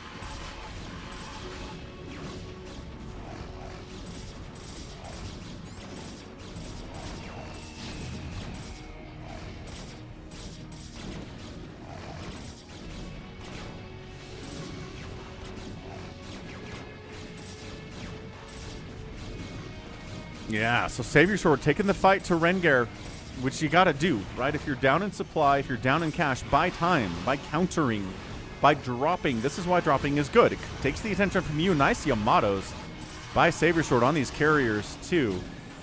It's unit comps we don't see all the time, which is why Turbo is fun, because it's like, what even is this? You gotta... Everybody is playing 2-race, 3-race. Everybody has got Battle Cruiser, Carrier, Scout, Mutalisk in the mix here too. Siege Tanks, because Siege Tanks are just good no matter what. Yamatoing one of the enemy carriers while you're fighting on the other side of it with a Siege Tank. Rengar is holding. Savior Sword's mineral count is dropping precipitously. He is out of income. Savior Sword's not paying attention to his money as much as he needs to. A lot of the army here for Rengar is attacking Buns, but Buns is, or no, actually attacking a Cardiox, but a Cardiox is gone. This is a waste of time for Rengar. What are we doing, sir? I know A moving is good, but move commanding up to Savior Sword is going to be the better bet. Battle Cruiser fights.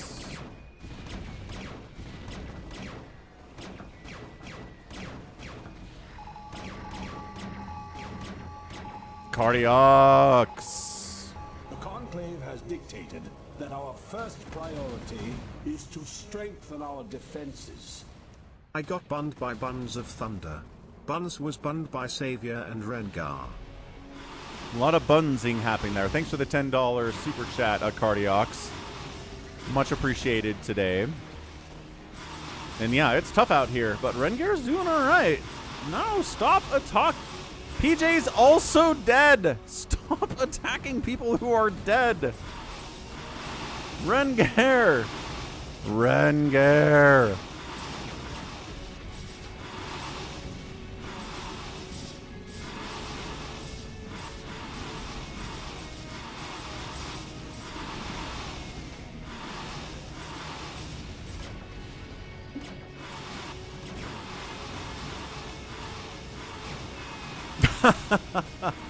You can't say clapped? Sure you can.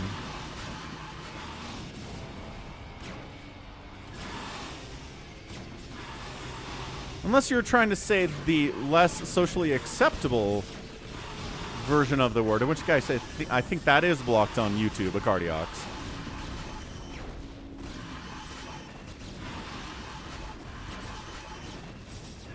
You said your buns were clapped, but it was blocked. Really?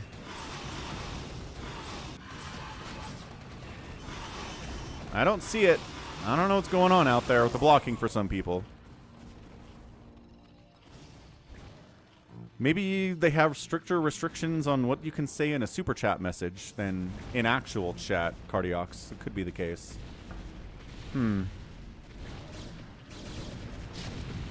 Again, Savior Sword's down here, recalling on the tech structures of Rengar. Yeah, Savior Sword is finally mining. What's up, Mark Baker? Good morning, Captain. Our long voyage from Earth is over, and we are holding a stationary position near the borders of Dominion space.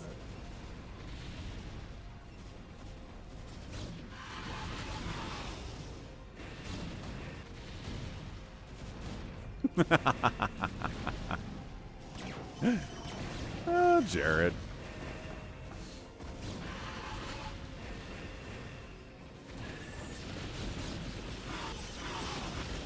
I don't know, man.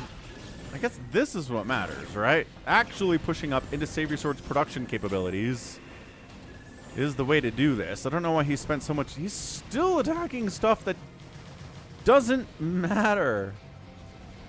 He needs to build a Nexus here or a hatchery or something.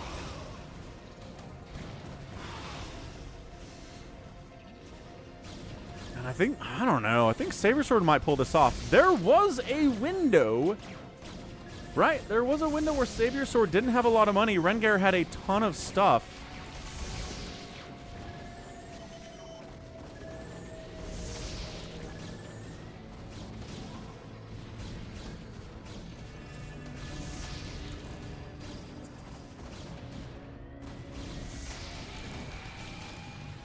I think Rengar might have actually just kind of lost his momentum here. Not that he's going to lose it, but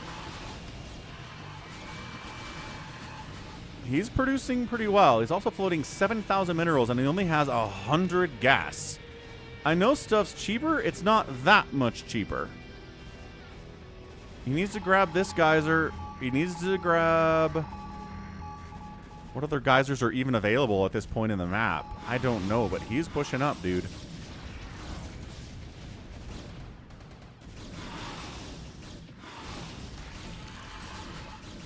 Yeah, bringing scouts and battle cruisers in to fight against Mass Dragoon isn't exactly the greatest thing I've ever seen. The Archons are going to handle the Mutalisks pretty effectively. Shady! Our long voyage from Earth is over, and we are holding a stationary position near the borders of Dominion space. Psystorm here too. Savior Sword can win this, but man, the economic advantage for Rengar is really, really big. He is sending some wings up, but there are like 4 of them. It's not a whole lot. Still not building a hatch here. There is 1,400 gas in this geyser. He needs it. But all these lings are over here wiping out a Cardiox's base for some reason. Rengar, buddy, why are we doing that? Why did you do that? He's got 0 upgrades on his lings, too. Oh, there are so many problems with Rengar, what he's trying to do right now. He really was just trying to go anti-carrier. And then nobody went carrier, and he kind of lost it. Savior Sword recalling on this base would be pretty sweet, and he does. He recalls on the base. Come on, Rengar, fight. Get upgrades.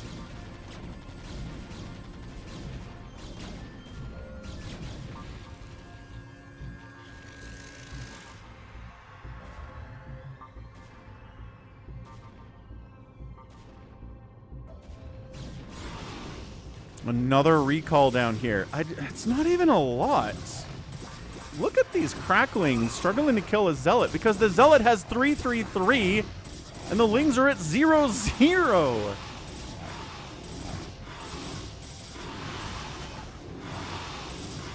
Rengar is in a lot of trouble. Savior Sword's mined out over here, though. He's taking another base over on the right side.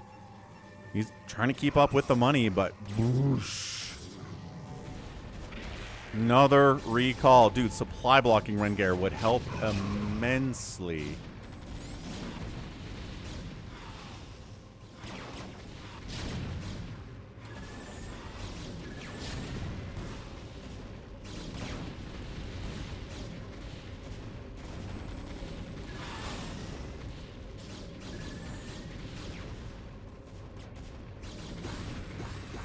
These Lings don't have the upgrades. They don't have the numbers. They are kind of the right answer here. But they're not killing anything because they're horrifically, terribly upgraded.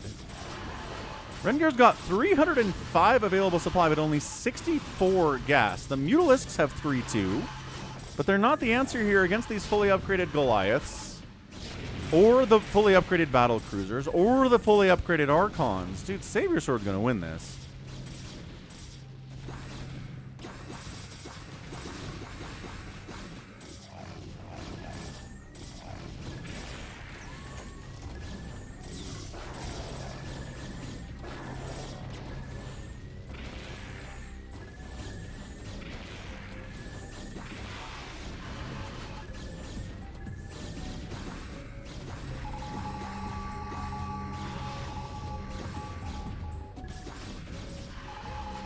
Where's all his supply? Over here, down here, up here, down there.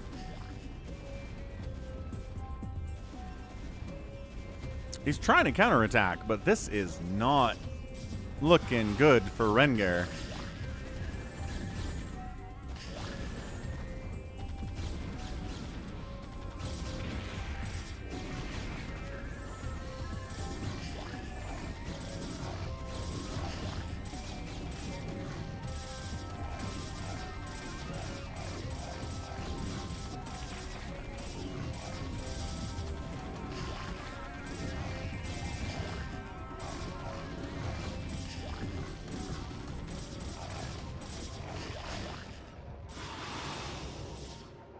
Look at the swap, dude. 166 to 45 supply now. It's just bad rallies. Rengar had enough money to kill Savior Sword, but he, for some reason, sent his army over here to wipe out Buns, which Buns was already gone, and then he got hung up on trying to kill a Cardiox. A Cardiox was also dead, and that bought Savior Sword the time to get up some additional money, get up some more army value, and survive and counter and win. That's nuts. Like, what a weird ending to this game. Did not see that coming at all.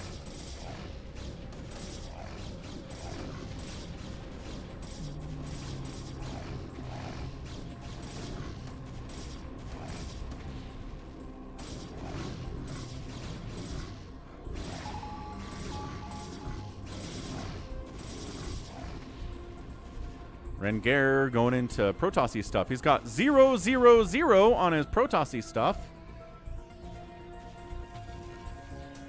Yeah, upgrades, people. Upgrades. Upgrades really matter. They matter so much.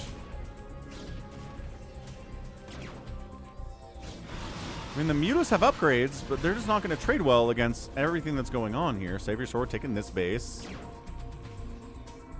Rengar trying to expand over here on the right side would be good for him. But yeah, this unupgraded Protoss army isn't going to do anything against the 3-3 mech Protoss army. It's not going to happen.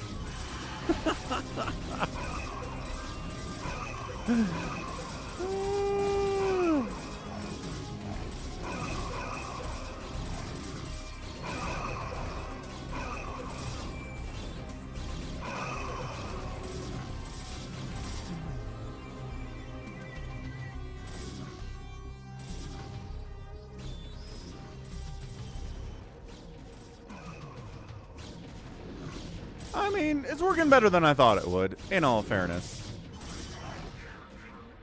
Go, Mutalisks, go!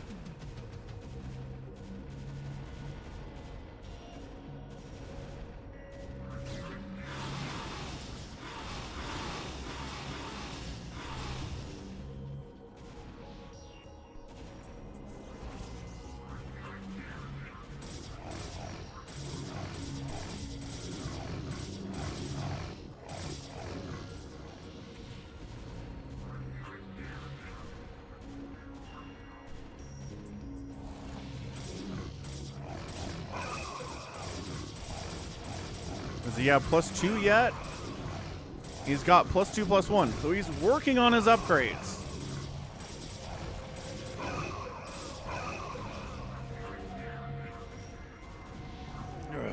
Yeah, 1 damage against zealots and stuff with 3 armor. Correct. Unupgraded lings are not good. He's sending, though. He's got a ton of minerals. He can send 1,000 zealots out.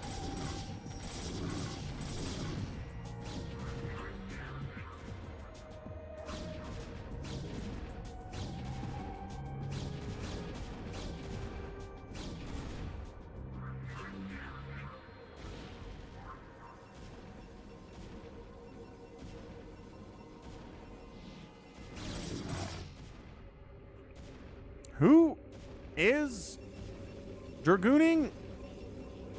Where?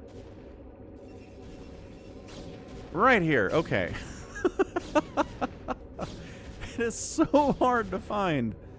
So Rengar, 200 gas. Savior Sword, 85 gas. Rengar still has a better bank right now, but is down about 70 supply. His Zealots are 2-1. Further upgrades would be nice. He finds Savior Sword's only base, but also Savior Sword's down here. Oh, this is a lot of Rengar stuff right now. He's trying to rebuild up the right side by cockroaching. Savior Sword losing this base is a big one. Losing that battle to Savior Sword with the better upgrades makes a lot of sense. I think Rengar might just get squeezed out of it here. Archon Battle Cruiser. Sure, that's a composition that exists. Rengar has cash. That's how he's still alive. Banks are bigger than they look. 2,000 minerals is like infinite minerals in Turbo because everything is so much cheaper. It's like 10,000 minerals.